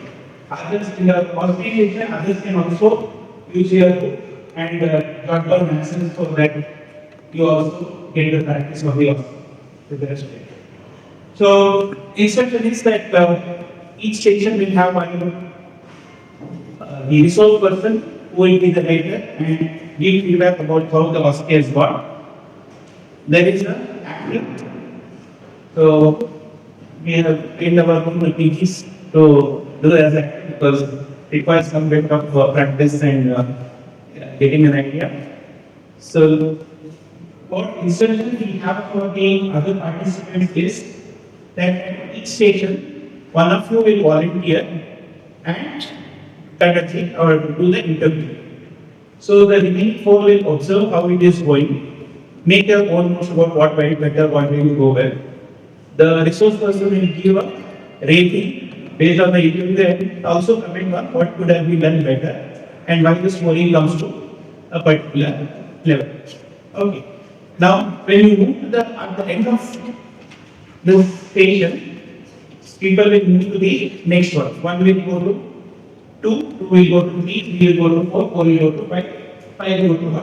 So we follow the same order. That's the resource person will move. Or they are moving. We move. So the person said, I this will remain fixed. Fine. Okay. Now, when you move to the station, the person who was already interviewed will be an observer and the other people will have to take charge. So since there are 5 people at each station, in each of these group now, everybody will get one chance to either do the interview or one of them have to interview in the hospital. Okay? So we have to volunteer to take the time. Remember, when the first player goes, the person who is wanting to do the interview volunteering will get the case scenario for BD. Okay? And at the end of 2 minutes, they should have kept their interview organized. Keep it in mind. If you want, you can jot down on paper and keep yourself ready. At 2 minutes, bell will ring. That's when you get 8 minutes time. So at the end of 7 minutes, there will be a bell. So you get a 1 minute time to wrap up. So try to complete the interview. The next 5 minutes will be where the resource person will give the feedback. And if time permits, you could ask some clarification also, if time permits.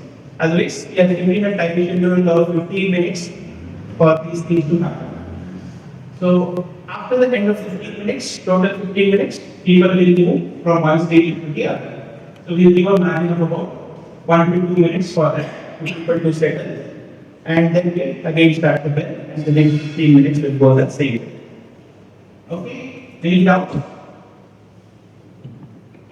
7 minutes possible. Yeah, for the interview, 7 minutes was there. So if you are following this schedule, is so 2 minutes for the organizing. Use your pen and paper to jot down if you want to organize the interview. What want to require, what will not require, and then keep it ready. And in the little things at the end of 2 minutes, we will begin the interview. Okay? So next 1.5 hours to be complete your lesson.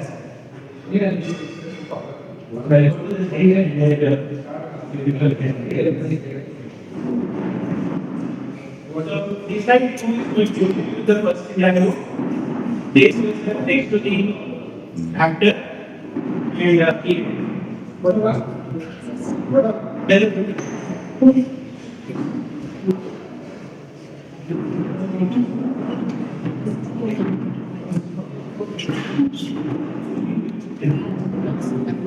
What's the figure?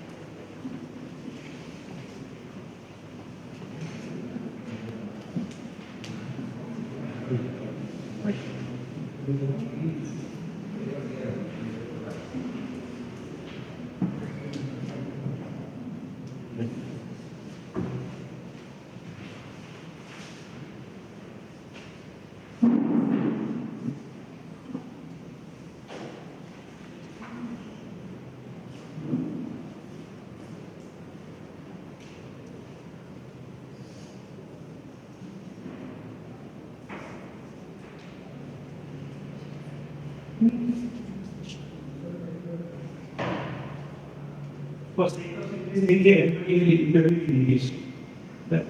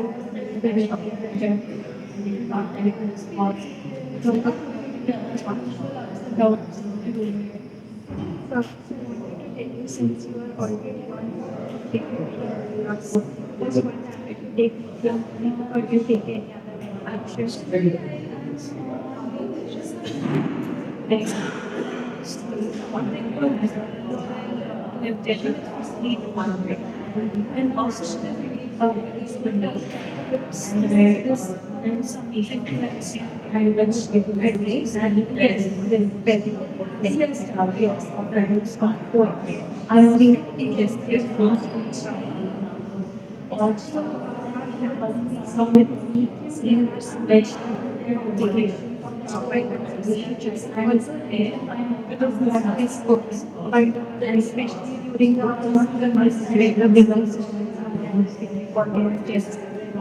There would be some development in the and also well, it is a very, very natural visit, not follow but if on the safer side, you can we can stop medium before you do that. It's just we can contain somebody, we can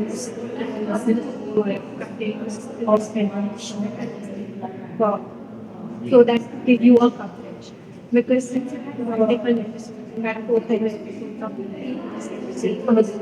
so there are between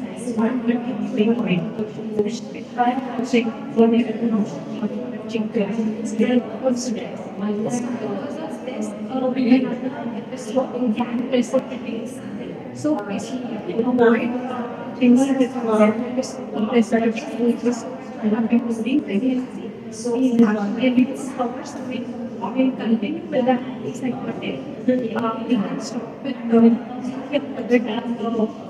because another option that we have also was some it's better to continue with one antipsychotic and lower the dose once we get another dose according if there are symptoms of smoking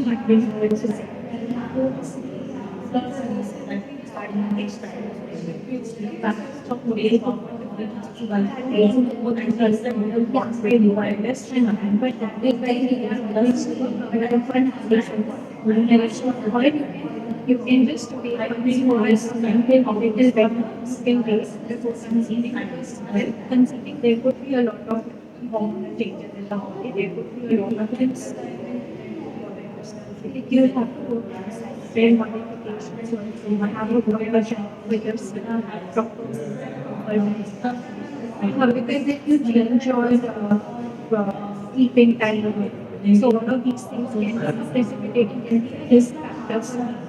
So it is important to have a proper schedule for everything, that you do everything at the proper time. So that is important. Avoid any risk factor, avoid any stressing yourself too much about it. And there are other options also, like if we are giving an antipsychotic coverage, it would help you with solving the problem. And once we are after 3 months, once the organization is and there are notes, if there are some symptoms, then we can start with the mood stabilizer, anything some parallelism statements. So, but for the first statement, caution can avoid that.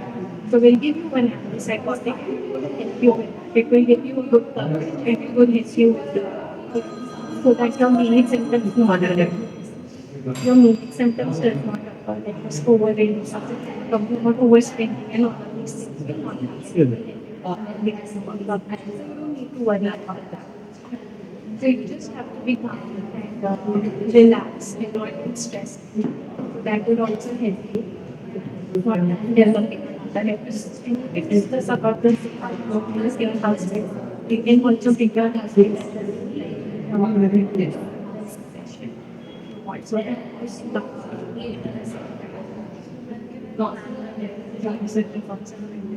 husband if you feeling it, if you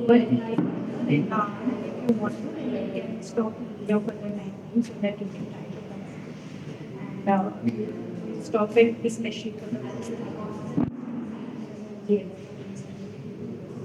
you have to take care of your sleep at work. You cannot be down. What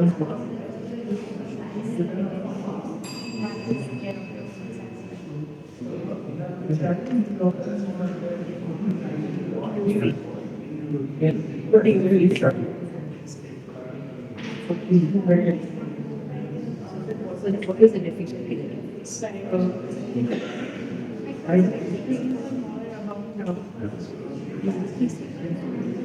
but then you would have more stress.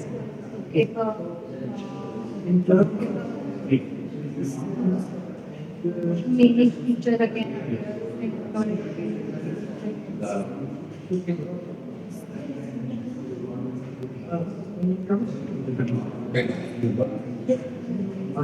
Your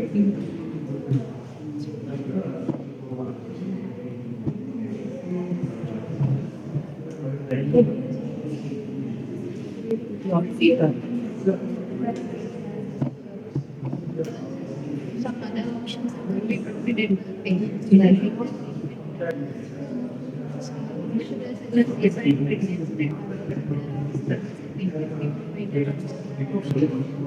the recent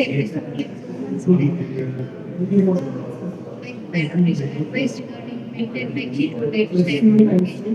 If it is possible, patients tested will be married, they can plan they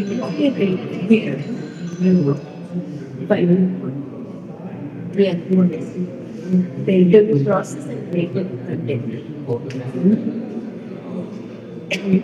Since it's regarding pregnancy, because instead of giving an advice, we can provide a cafeteria all the possible options and in cases of like in case she has an episode of what other possible ways of treatment, we provide all these options and then give her a chance to take an option out of it.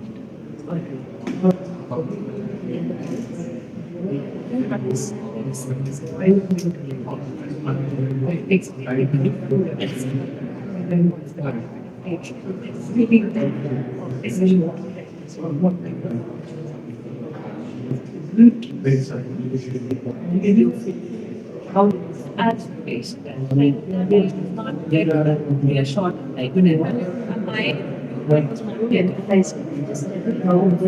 So that my opinion was not taken into consideration. Like we said, that choices was like not there. Decision was made that you can plan, but you stop. We will stop. It's like it was very finalized that this is what will be good.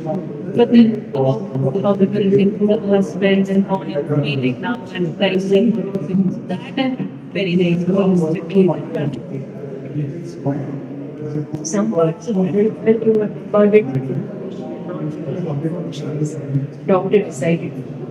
There's other parts where she tried to understand how you're feeling right now, why you plan pregnancy. Can you get your husband also so we can speak? So those parts of it. So as a parent, did you understand what organogenesis means, what cardiac means, what antipsychotic means, what bipolar means? Did you understand what you understood? So along those lines, some things my doctors like went before that, but not so I asked other things, what do you think they were similar? But I did not understand everything. So at times it did feel like a lot of clinical information. It's a jargon, medical jargon. We all tend to talk in jargon. You don't do it when you're talking to your patients. You must remember that we're trying to simulate the same thing when we're testing you on OSCE. Okay? So you know that she is a qualified doctor, that is why automatically that's not what we are. In the same scenario when you are seeing simply you have to do patient. You will not know what organogenesis is, so when they come, so what cardiac or what bipolar still they she's been ill for 5 years and somebody said you have bipolar illness, she may know that is the name of my disease. She may not know what mania is, she may not know what mental institutes, okay? You have to give more time for the task. So the background might require to ask about how many episodes, when did you start, when was your last episode, what did you want to ask. But maximum time should be tasking. Like she said, it would have been more comfortable for her if we said, look, there are several options. The medication has helped you so far. It is not going however, because there is a problem with this, that there would be a problem. That's why we are considering. So there are several options. Like you can stop with your own for 3 months and then there is nothing. Or you can just go to the current medication. Or you can start another drug like lithium, which is not don't cause any problems for the it's multiple options. This is the family in the family. So what's very important to know that step point is guidance. So not often we can in case more frequent scans, more frequent checkups than some people does not follow. And you can end on it for a you still have a healthy being and you are best health that you also stay healthy to be yes.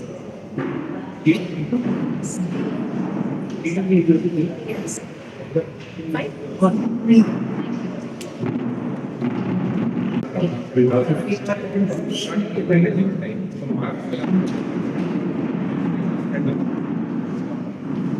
So who wants to please? At the end, then you like students, all of you is in addition to he will have only 2 minutes after the cleaning up. You will have, then finally I will have 2 or 3 minutes. Give him. Stay.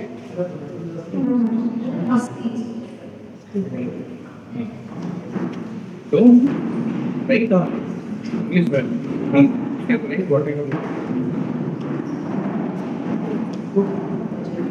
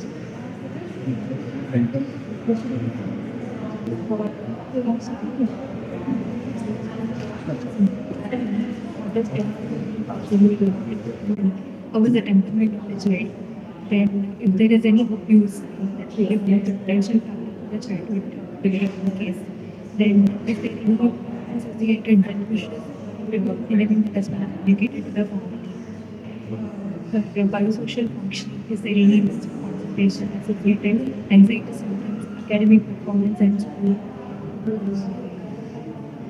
If there is yes, an interaction with the family, this then has to be clarified.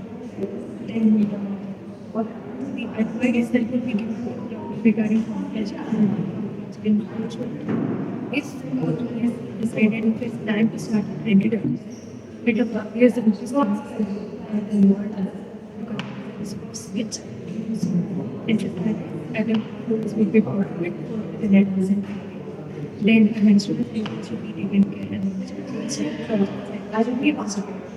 Non-pharmacological would be preferred and medicine still considering as a child. CBT identifying other triggering factors would be the first one. Then And I've started like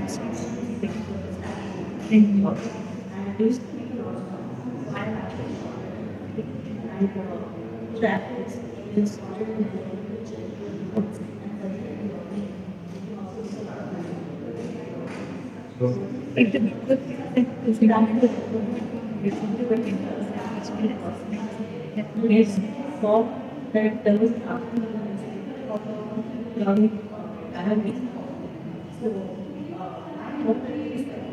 and I very and most citation is tends to be if members having we don't have I can also that actually started this condition should be made.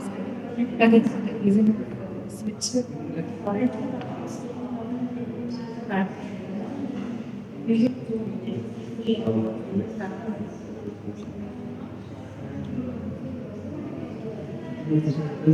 Many of the it would be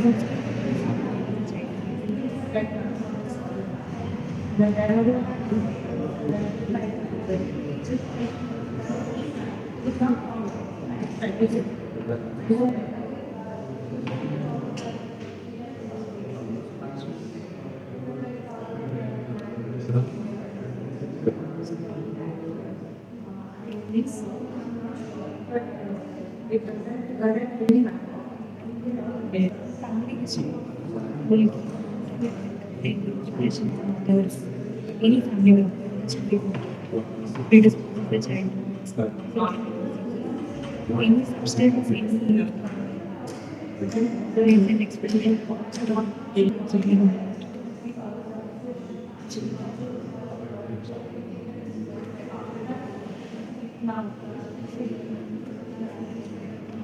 with focus should be considered.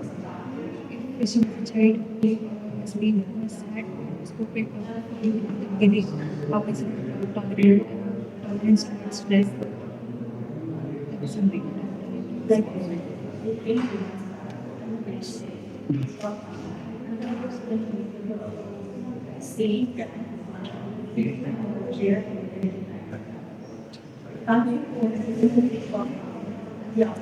This patient mind, that's only one question. It's like consequences from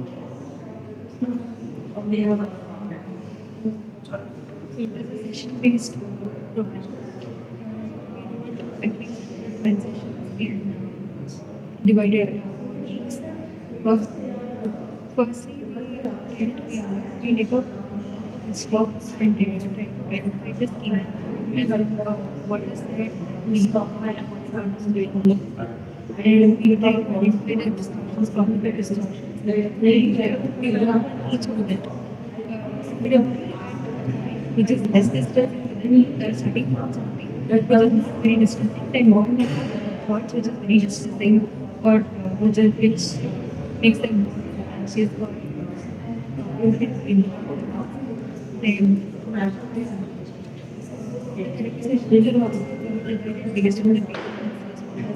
initially when we spend 3 days months as if maybe the people sessions later we tend to space out the sessions being more initially and once we meet we ask them to maintain regarding their thoughts.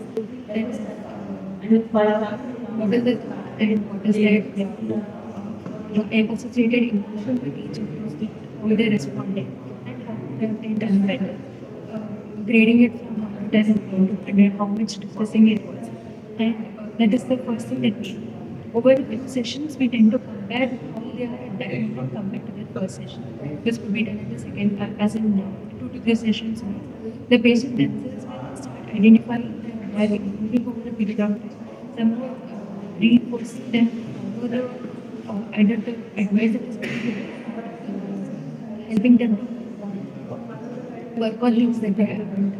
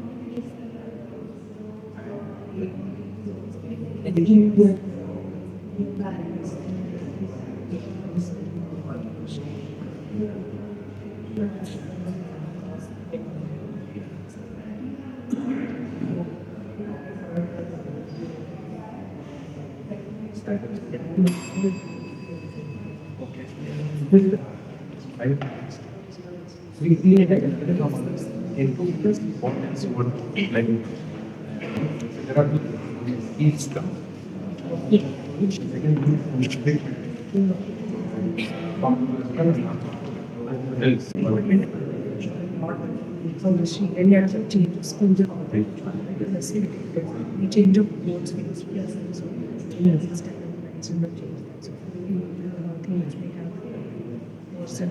adjustments over things like and then yeah, it should be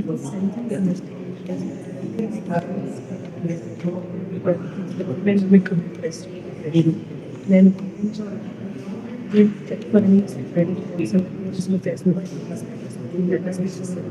also using family back we assess because we put like and then an individual based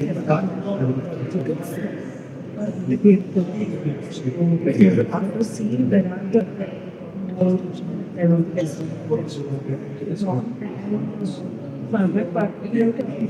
successfully first time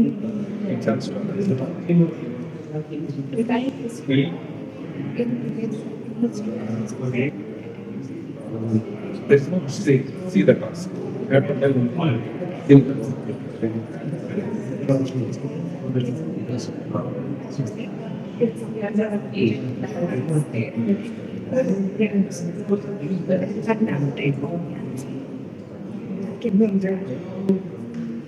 Yourself.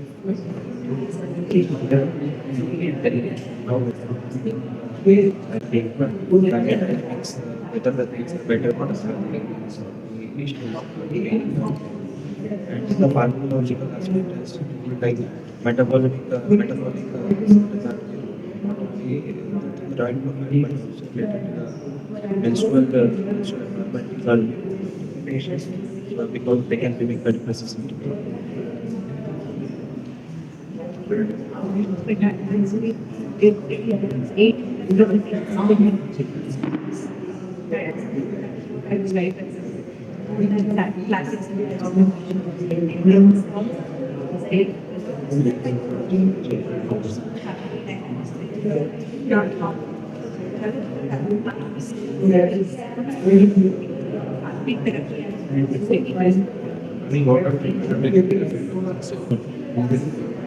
Basically,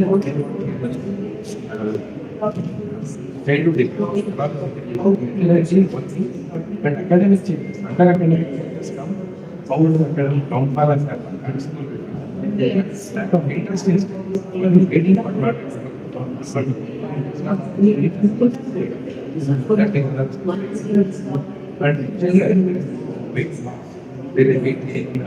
getting sensitivity of relation system. And then we wasted a lot of time. You can straight away start saying these are the symptoms of depression.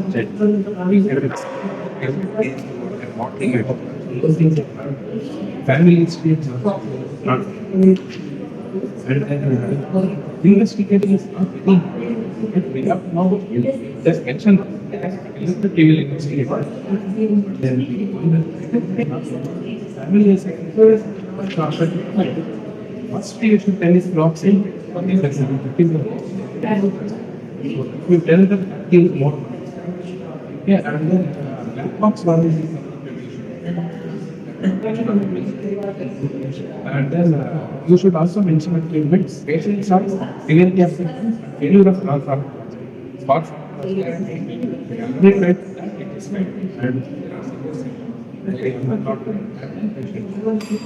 and then mention situations popular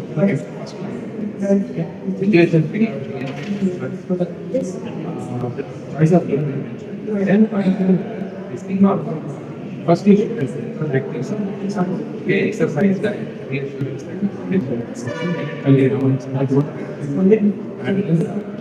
CPT, IPT options second all of IPT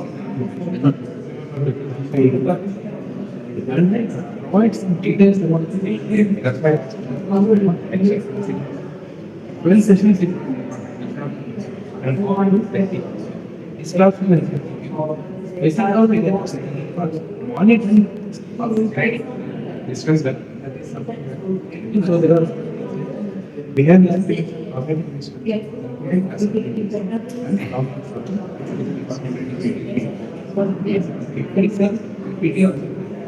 so accordingly there are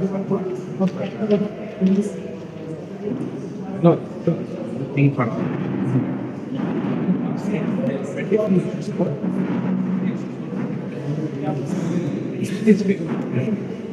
that you which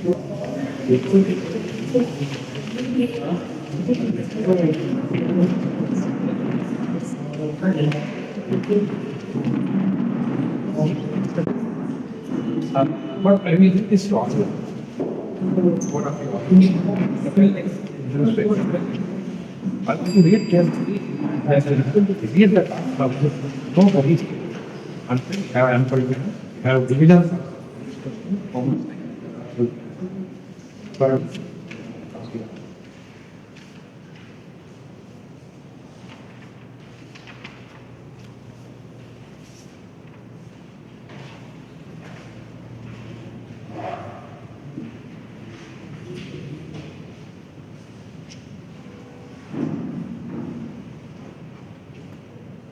right.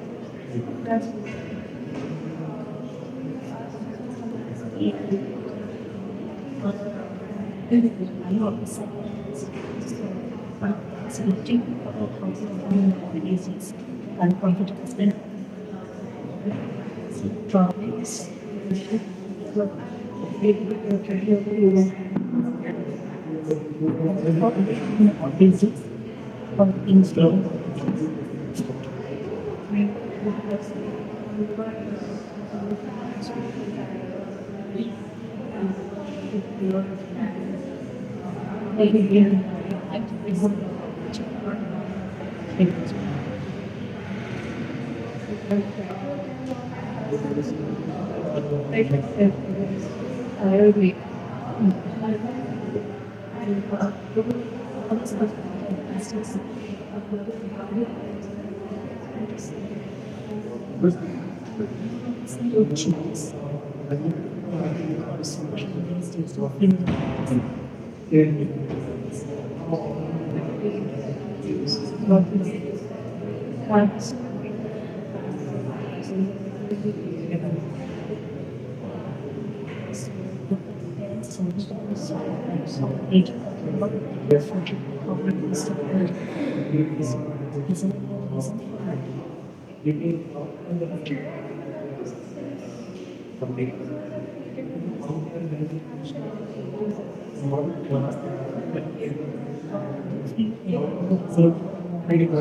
These days,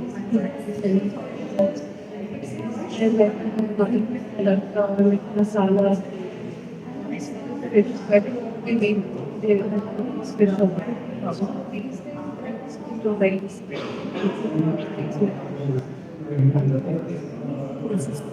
think it's all fun. You went to settle.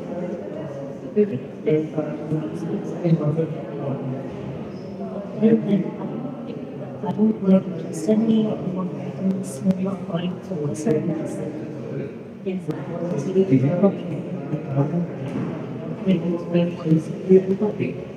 wanting to build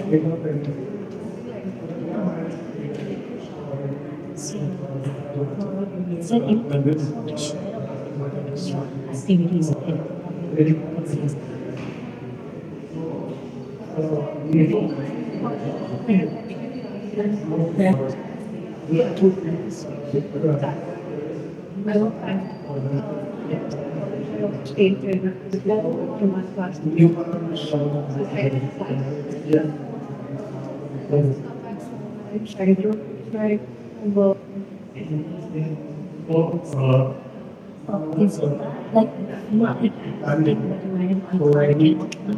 is it like is it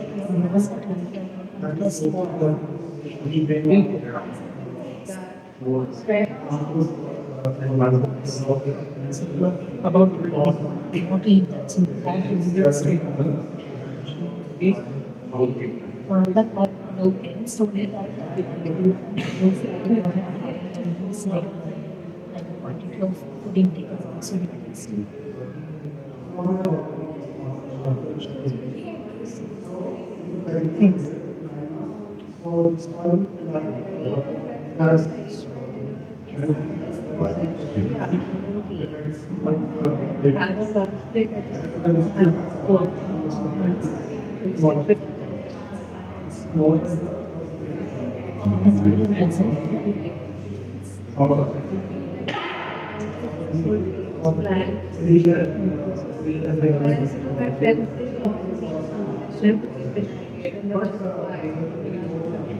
you die.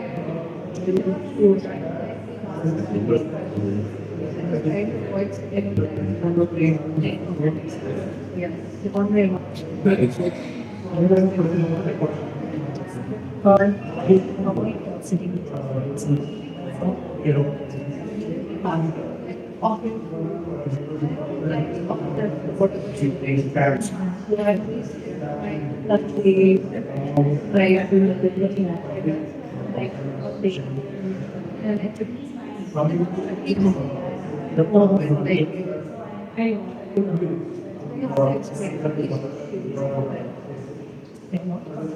it's such it has been very since now. How is it dying forward?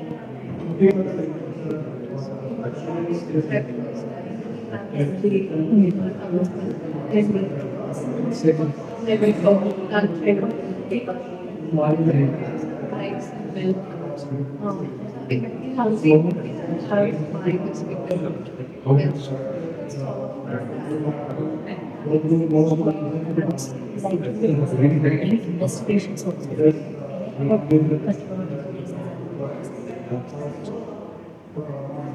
Let's say that you have less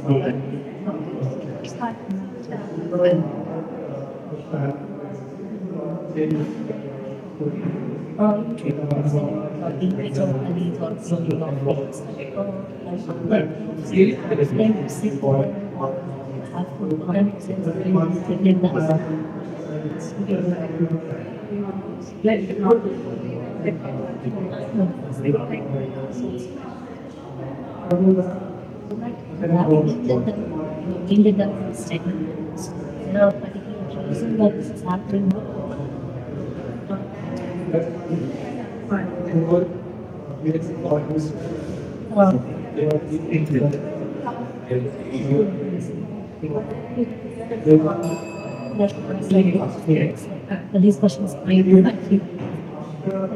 often feeling about is making changes.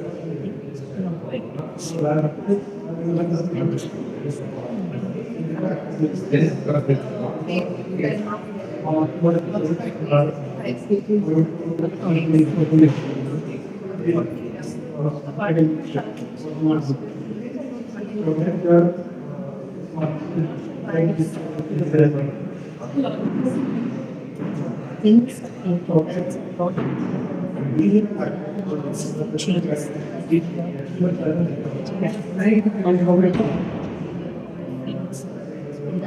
There are changes.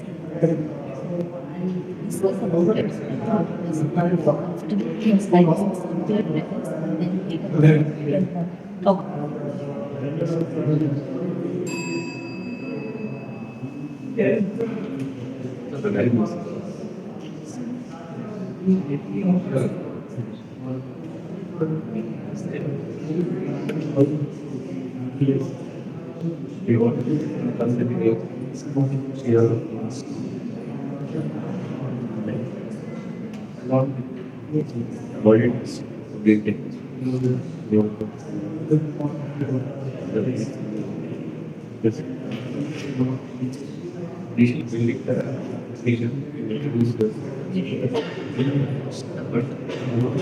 There is no progress. So, see him. Yes.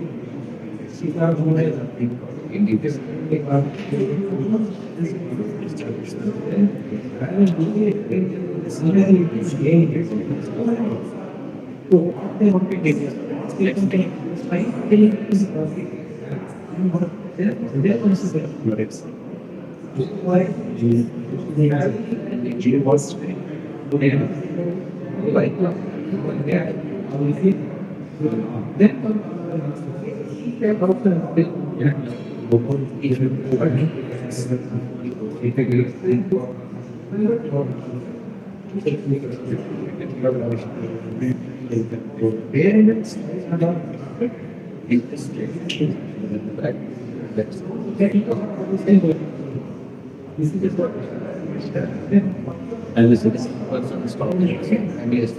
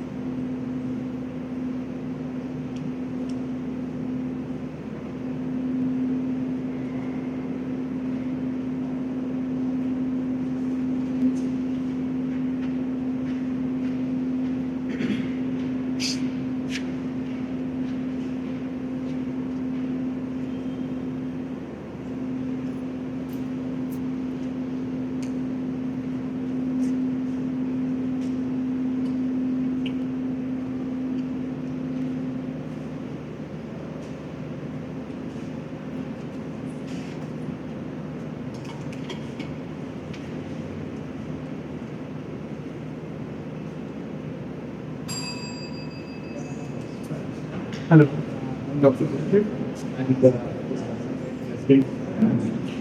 we are here.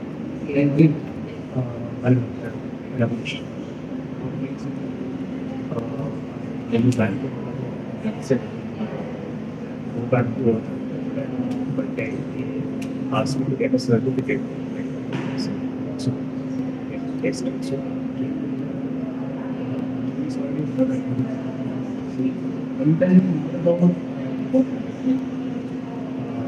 I'm seeing the lot of I don't have accident itself. I've been told that I was hit by a airport.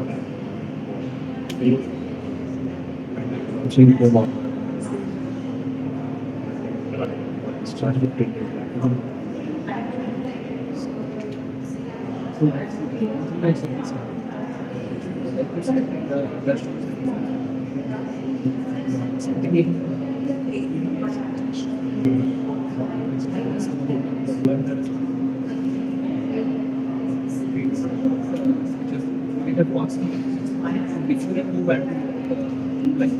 Understand what is there and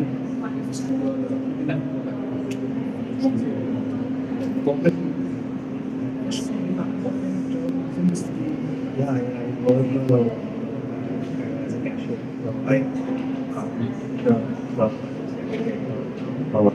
The checks. It's very hard to do the checks.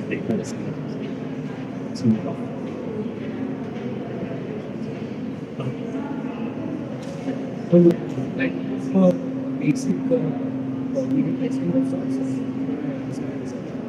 how much of first of all, getting that the limits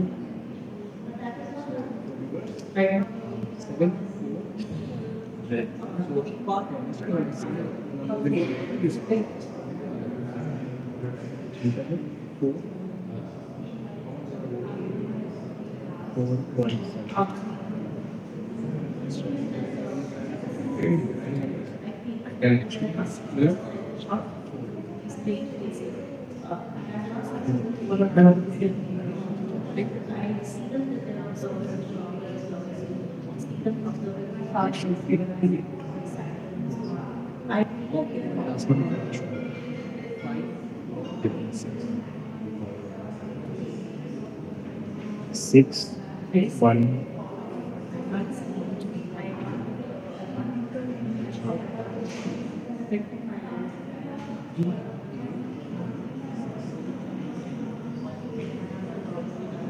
six, one,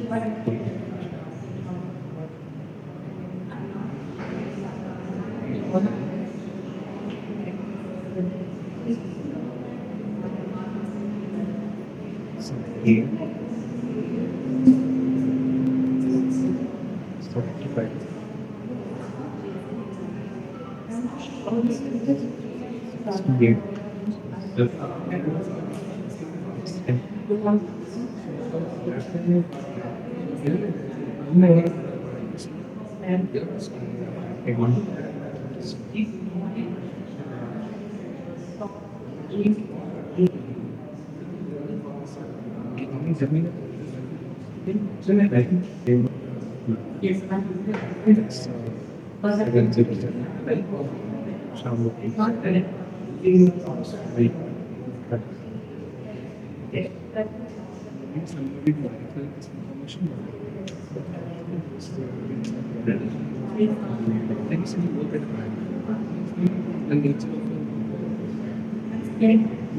I have verified the checks that gets cross verify the signatures. The details. Submit the button. Then the button.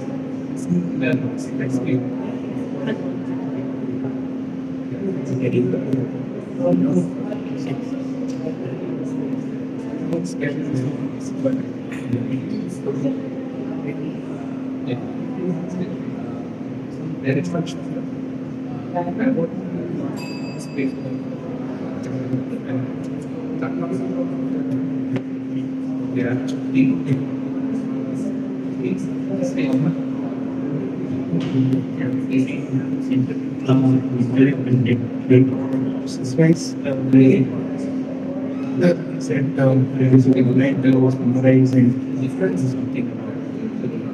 They're not that but is history regarding the incident in general medicine.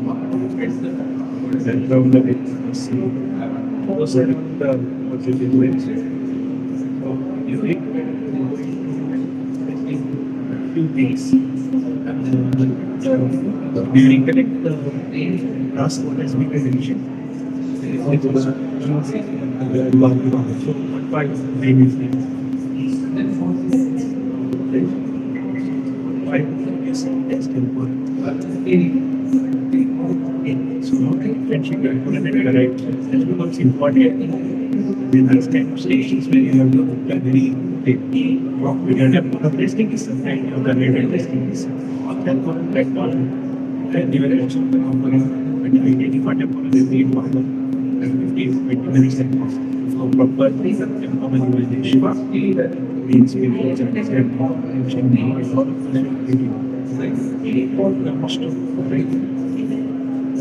so until yes you look at getting any questions already in this level. We know that for seeing things it can be temporary. If you're not seeing any of those, then you are going to be one of the correct things. So suppose I explain what else we do, what for beat there, I started with the calculation part.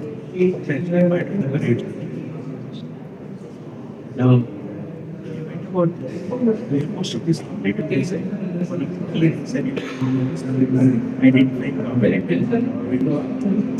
because your time of testing may actually vary because dominant your body side of the testing will also require access down and it is an important test.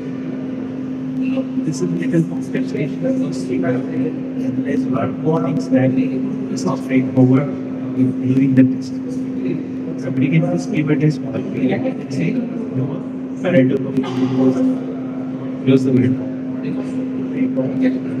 Then we directly go for the dominant is a situation where there is a application based on available information and then appropriate. So that is the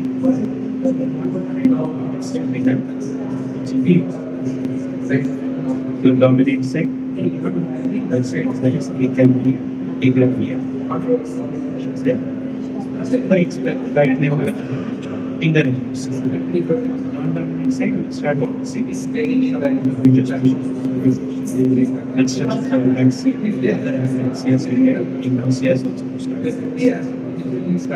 So procedure is certain deficiencies you can go further because you are going to specific is covered the purpose of the certificate. You got the background of the nature of the for that function is going to be very those steps you never feel but then is that properly not developed teaching what back to and then we have follow question also that things which don't get in this will not get the point so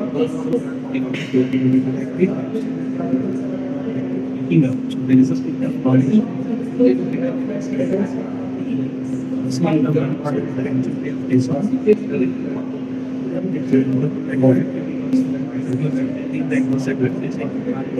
So then business source. I think that was important. Source is development in industry. A simple things are because you know only one section. You don't know whether it has gone up, gone down, and what you should go. So you can say so as now there is a versus that is the main concept related to my body certificates and nice so here the complete process in each of the 7 the other component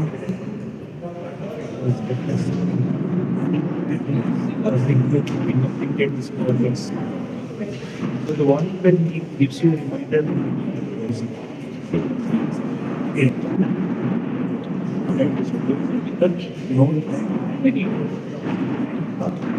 there are certain things I need to give more charge.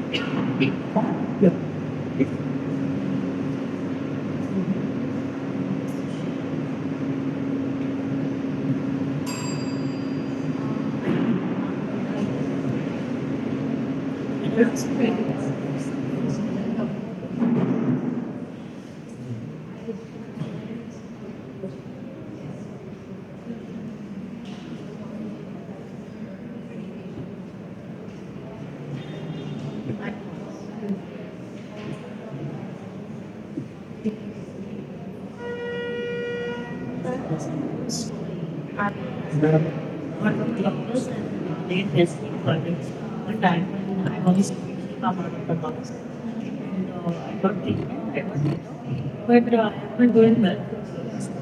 Me and my family were very committed. Stop taking the medication. But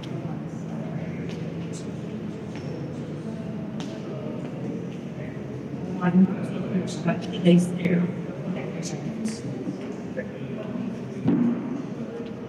Like there are people who trying to free my husband who's selling partners, which we don't understand reading but not that.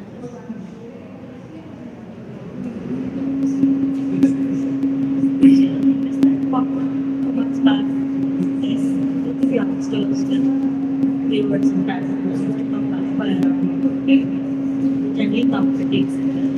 But 2 months back, they put this on site issue. So I told them to stop They said, so they said, make more money by selling specials. And I showed them away.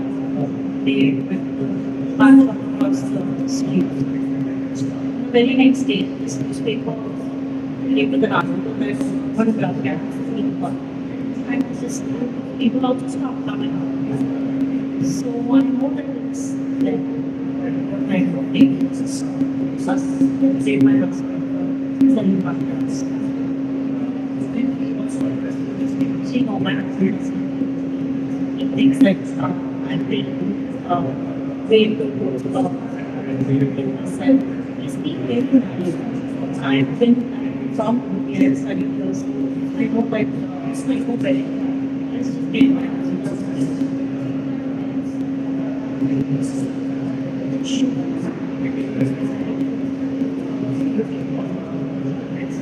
Yes, I was feeling so scared these days that I couldn't sleep. I worried about the shop all the time. Like, sleep and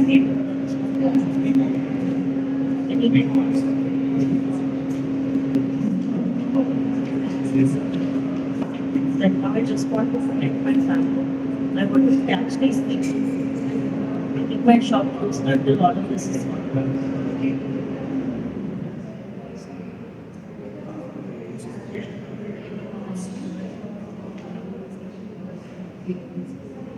All of that is okay. But the only thing is that I want to open the shop, keeping it closed and remove the board of the shop. And I don't take calls from my numbers. And if they are low numbers, I always call and ask. I always check who it is. And if I don't trust them, I keep the phone down. This buzzing sound that comes to me, I feel like they're recording me. I don't trust them, so I don't accept them.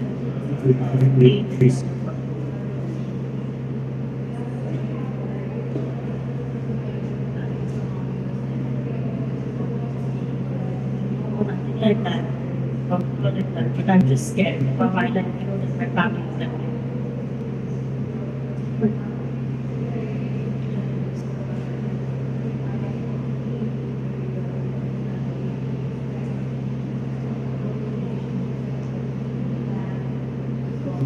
He gets in fact 2 days off from work just to console.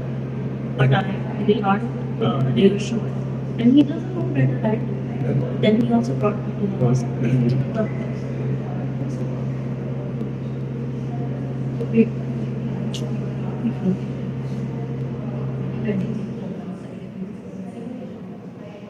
No, that is my fault. This is again like another war story.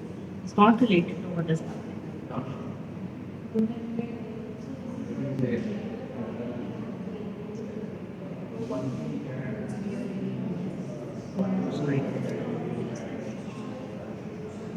The normal sounds, but I don't.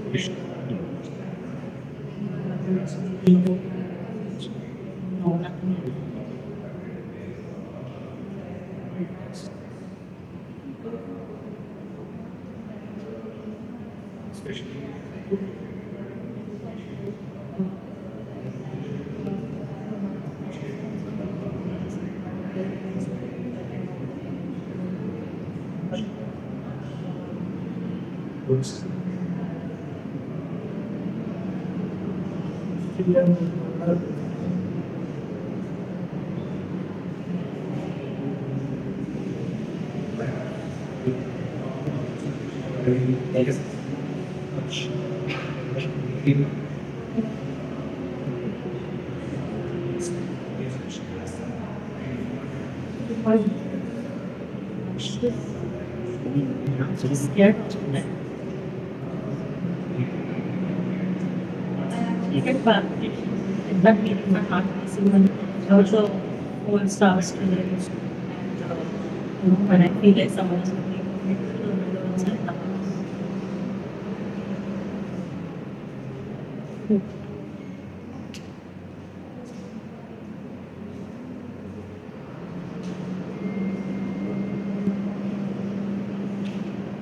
Again?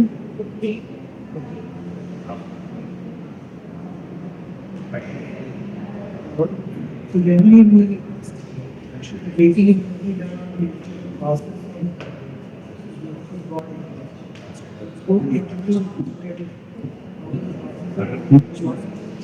starts with from how you guide him to use words, what you really need this particular. Then there are some things like summarizing the area. All this is part of the process. The content part is, in this case, for example, you want to talk, they're asking you about somebody who had a diagnosis and we taught by you, because you come to the room, and obviously the evidence regard so to establish the vectors of and there are other psychologists. This is your evidence. Introduction why you need how you I am concerned introduction does not just mean I the whole thing also is the relevance of your wanting to. So maybe you could try something like maybe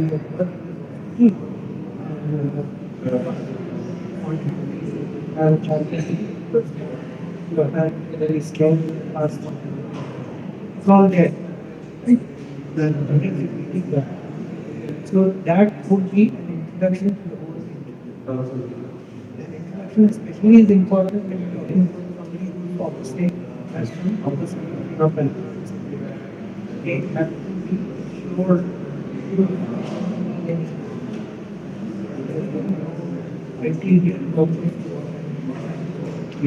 that's when they call me. The other thing is that one side maybe maybe this is not the usual OSCE the not usual. So we need to get used to that. I'll ask all important things in time. We are very hesitant. I'm sure that Learn is much more fluently than what you it appears on consulting ideas. Point introduction. Managing of the interview.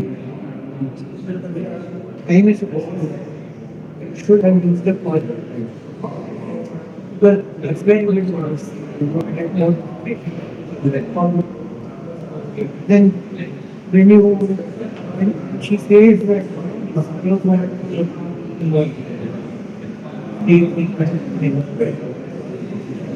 you're obviously thinking they have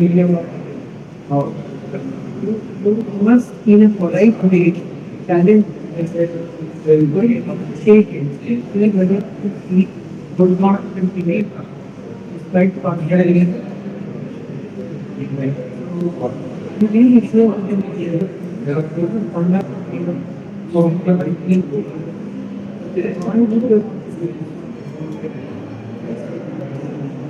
without not no, I don't think everything there's class. That's the only thing.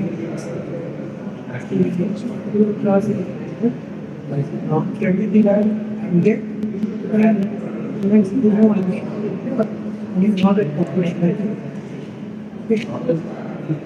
And summarizing it, usually the need or key relevant, just like in any other.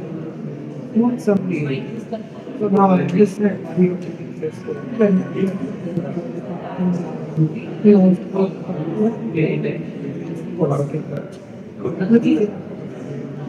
so you can't abruptly end it. You can't have to done. So when it comes to exploration of mirror, optimum application is the guidance. You didn't really focus on when she gave you, when she told you something,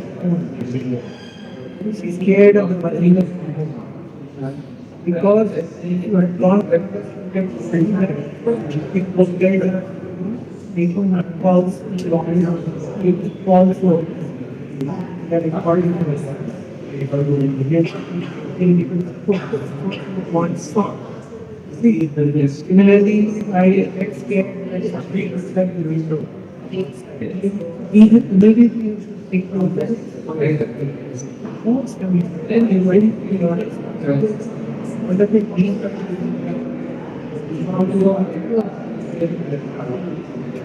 Same thing what present sounds main task is to establish the witness. So that task is not really and the impact on daily life again is key for telling that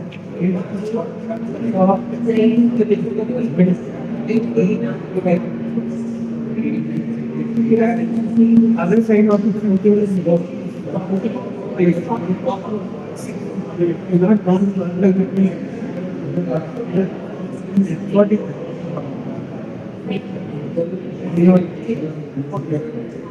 you spend time in things not done or did you feel like harming yourself or how is your relationship? They may be relevant in a long case. Here they are not. So you instead you explore the explore even the talk about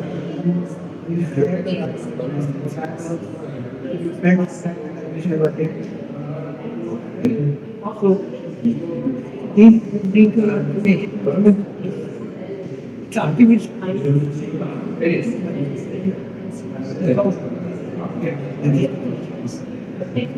It will have a substantial number of marks. And we are doing that.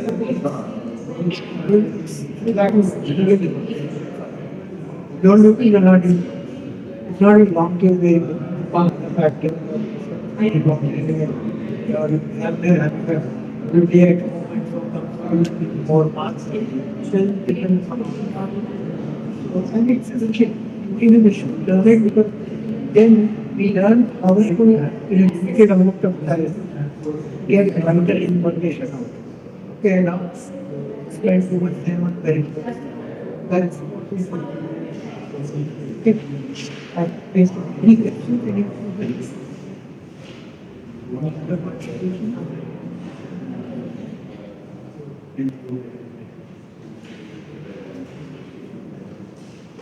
No? Oh, I definitely also.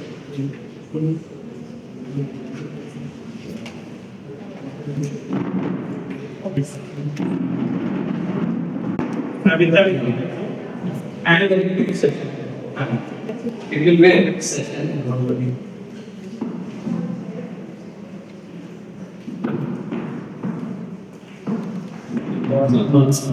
first experience, right? So how was it with it? Also explaining people. Somebody wants to go up and this is the only mode of examination. If they are not in this one exam because of the so first thing prepare yourself properly. It's fine you take your time, but it is the most important aspect. Awesome. So we gave 2 minutes to read very carefully what is your task. Don't ask things like probably this is the class. No. What is the next that will be asked? And listen trained to give answers for that particular disorder or particular thing. Ask clarification of instructions that once you know and it has we have already known. Ask me clarification was not later. I assume that this is going to be like that. Know the available time, take a keyword tab on that. Read through the case scenario in a class, like what to tell given here. Then prepare everything. Note down points in a well organized manner. How to proceed from one step to another. Yeah, example, we are talking about deliberation, we'll be asking about sad, and then you'll ask the questions. Then you'll ask whether the functions be perpetually over, etc. It shouldn't happen that you start sad with them somewhere, then you'll feel like one of the class and the same just I'm going to get it. So that you waste your time, that will disrupt the flow of the video. So better prepare well, organize the sequence. So I was mentioning about one of the stations where we had. So I gave a framework for the proceeding. The sequence has to follow, so everything will get covered.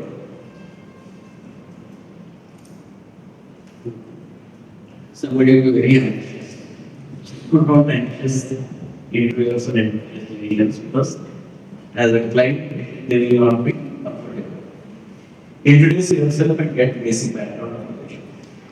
Don't jump directly. It has been told that you're feeling sad nowadays. Talk just 1 or 2 sentences, what you're doing, what is the education, what you're talking about, so that will help. You don't expect to know very much. You will applicate, who is not take that. Whatever is required, keep it this ready, get your point. Third important point is remaining pretty much focused. In one of the tasks in the 18 we saw, we started asking many other things. What is the thing that you are without? You like moving this, or you like that? But despite the candidate or the patient, very important. Okay, so keep it very focused. Remember the task is clear task is defined, focus only on the anchor will be answers only. So if you ask them random answers, you get random answers which will not have any value and then waste your time. If asked a distinct observation, don't trust details about we are not thought process. So the task is very simple. There is a translation that is disclosure. So derivation. First, you start bringing some other information. You are supposed to bring the vector to the point. Why will you do everything? Also, how well you will be able to manage it when there is a resistance. When there is a there are wanted information, you are going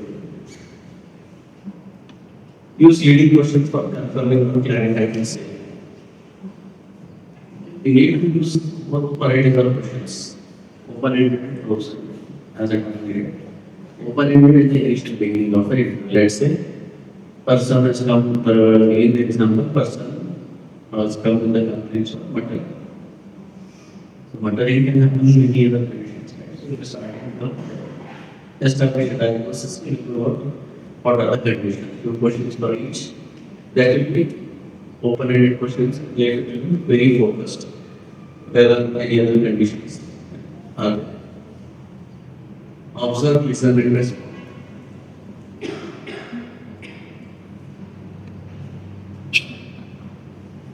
Some station patient is very difficult sitting on the edge or maybe somewhere. Mind will be very difficult. Respond to whatever is happening in your vicinity, in your space. Whatever clues they have, give it verbal and non-verbal. Address.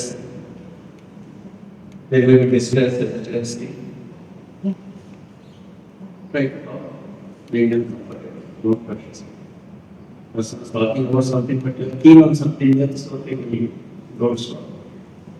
It is helping you in your guidance. Please proceed with that. This is important. You cannot assume that they are sitting in front of us. I can ask anything. During the interview also, if there is something very sensitive, how is the relationship with your husband? What are the sexual relationship? That question you want to ask. We can tell understand regarding this disorder or regarding this condition, I need to ask some question related to sexual health also. So shall I proceed with all this? So these concepts are essential because they are making the person comfortable. Time management. In my station, most of you spend almost 3 to 4 minutes in asking just for practice. Marks that people carries 2 marks out of 10. So most of you spend more than 50% of time only on asking for practices. I know it is 18 is short. Need to establish time must ask many other.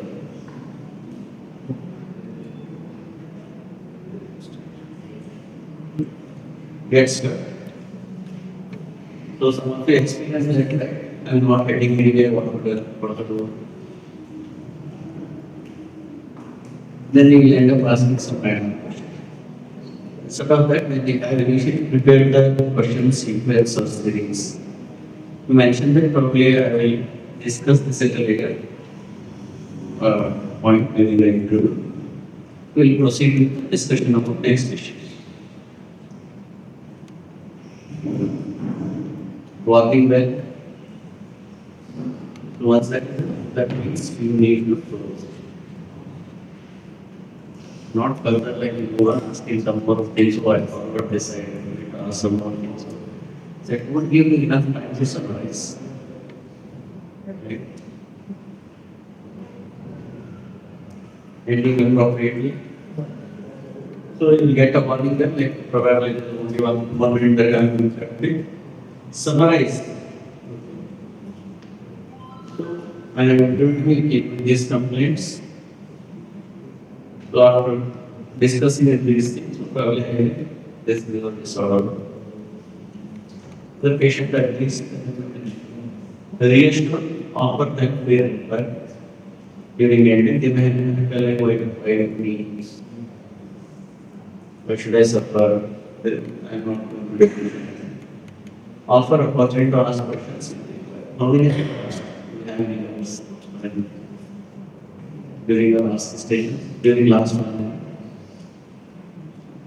keep in mind that they may have some queries, but you tell them that probably this will be. Your follow-up appointment is required and need more time for responding to certain queries. It may not be possible, so let's say the meeting is already still feeling to ask more questions. Probably I need to ask more questions, more details, which will help me in the management. We'll discuss those during the follow-up. Ask them when you are comfortable with that. Mention that okay, we are trying to diagnose the condition quantities. There are various treatment modalities available. We just discuss about those issues when they will just diagnose. Mistakes,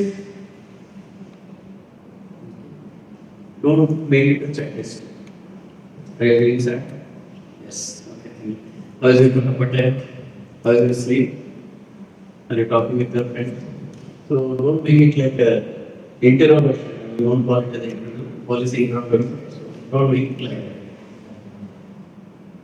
In your activities, in the exam that the task is happening, you never should finish one session. Go to the next point to get the task and start. Never ever. Don't disturb this field. Get it from task and information seems interesting. This can be intentionally put in the task. Some unwanted interesting information will come. So we will get to that and we'll go on and on. Because you know clearly what the exactly is your task. Simply identify. Okay. Identify all the points which will help you in achieving your task. Failing to respond to patients first. When you doing something, they will come up with about the concern. Address the reason or mention that you discuss those.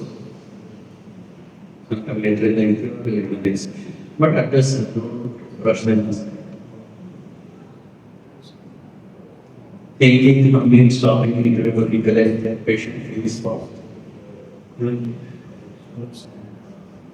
That's why you should probably serve a plan. Sitting and really late, what I ask. Also, like what is not to do. If you finish early, don't start summarize. If you have time, clear the time for something. Summarize. It's perfectly fine to summarize. It's perfectly fine for me. Then ask, you also. Then you can help a lot of people.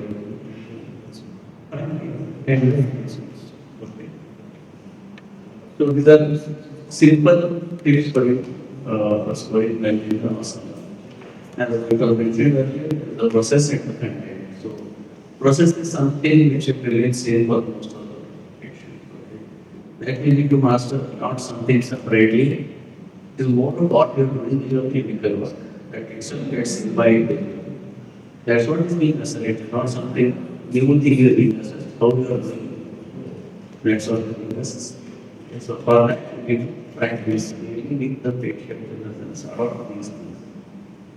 Seeking permission and asking sensitive information, making the person transparent. OPD patient is sitting in the lobby. Put your head to it. Because the professor wants to know what you are doing. So once you are those changes in the practice, automatically will perform better in hospital. It's not simply artificial. Okay.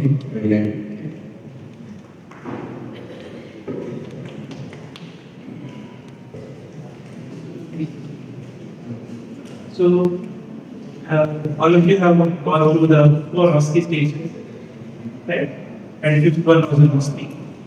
So, we'd like to hear from you your experience of being in that OSCE and living in this scenario, in this setting.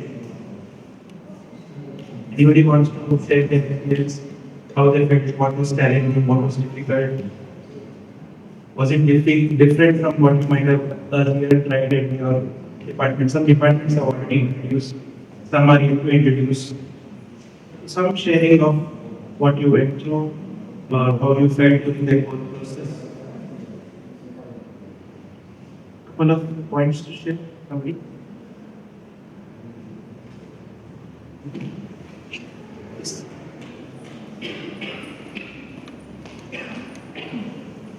So first time that I did OSCE, I think we got really good feedback. We were asked to, instead of focusing on what we want to focus, we were taught how to focus on what the question is, organize our thoughts better, keep the interview to the point, don't deep it, and we have a flow, continuous flow of the interview, give meaningful pauses, and summarize the interview when within the time limit.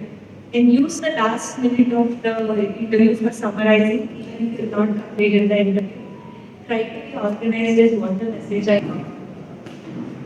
That's you Yeah, that's one thing. Thank you. Any other views? From some departments who have already had their OSCEs in the department, they will find different, they will find it something unique or share. Please come.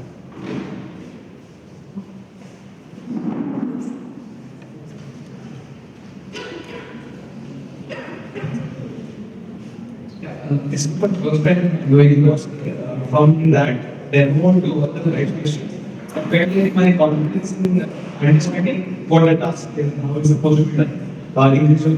So now I need to have a direction as to what kind of strategy I can develop of what India and this. And that was next.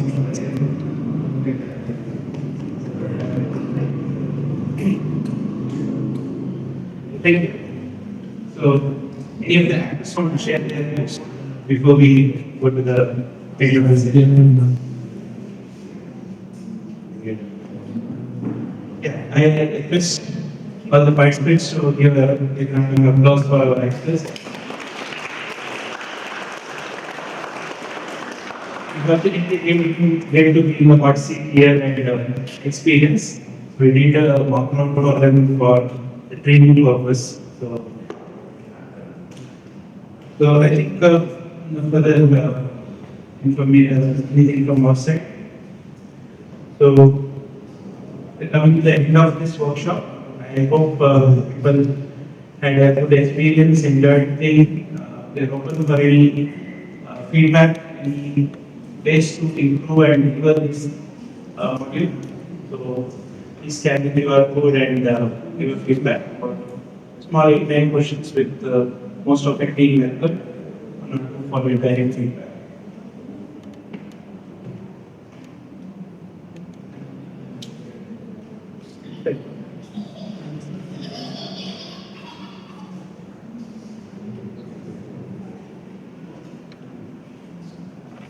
Everyone, welcome to the first half of the end of the session. I hope you all have a good experience and gain lots of knowledge and skills. We would like to extend our gratitude to our beloved speaker. I request our PG students to manifest more gratitude towards speakers. Firstly, to Dr. Angela, PSA and Headmaster, Professor Gibbs, small.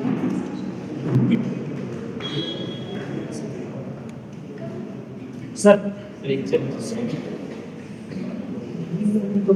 yes. Thank you. Now, thank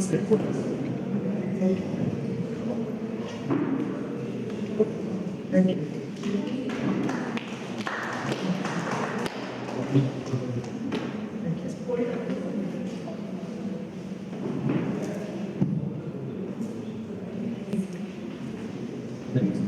I would like to extend our heartfelt gratitude to Dr. Savita Subramanian. Thank you so much.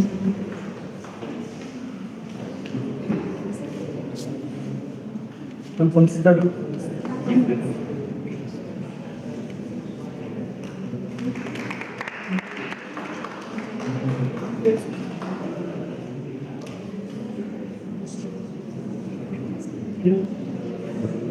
have to thank myself.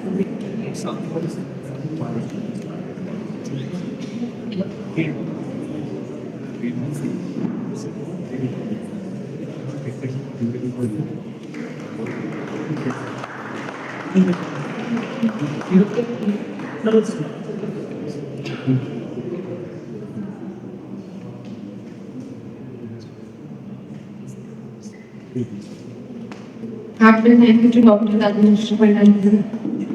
Heartfelt thank you to Dr.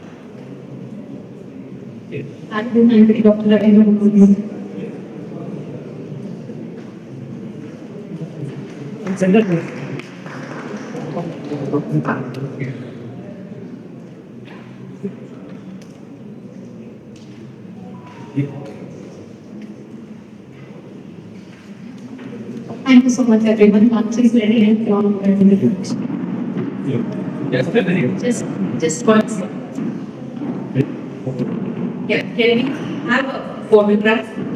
That's one thing. And also that the Department of Psychiatry and JXC Manipal, we have our annual CMD on the 11th and 12th of October. It's on suicidology.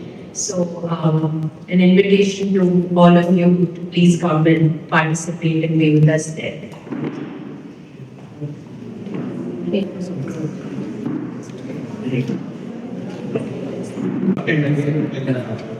Post lunch we start again. We quickly come to the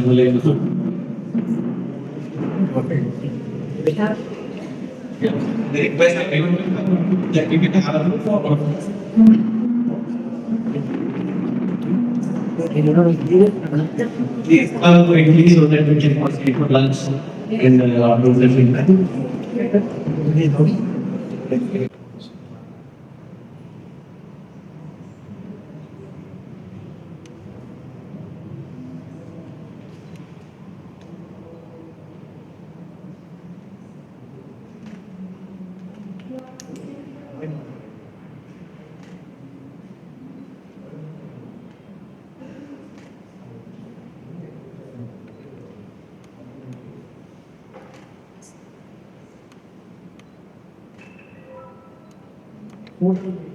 Nice. Thank you.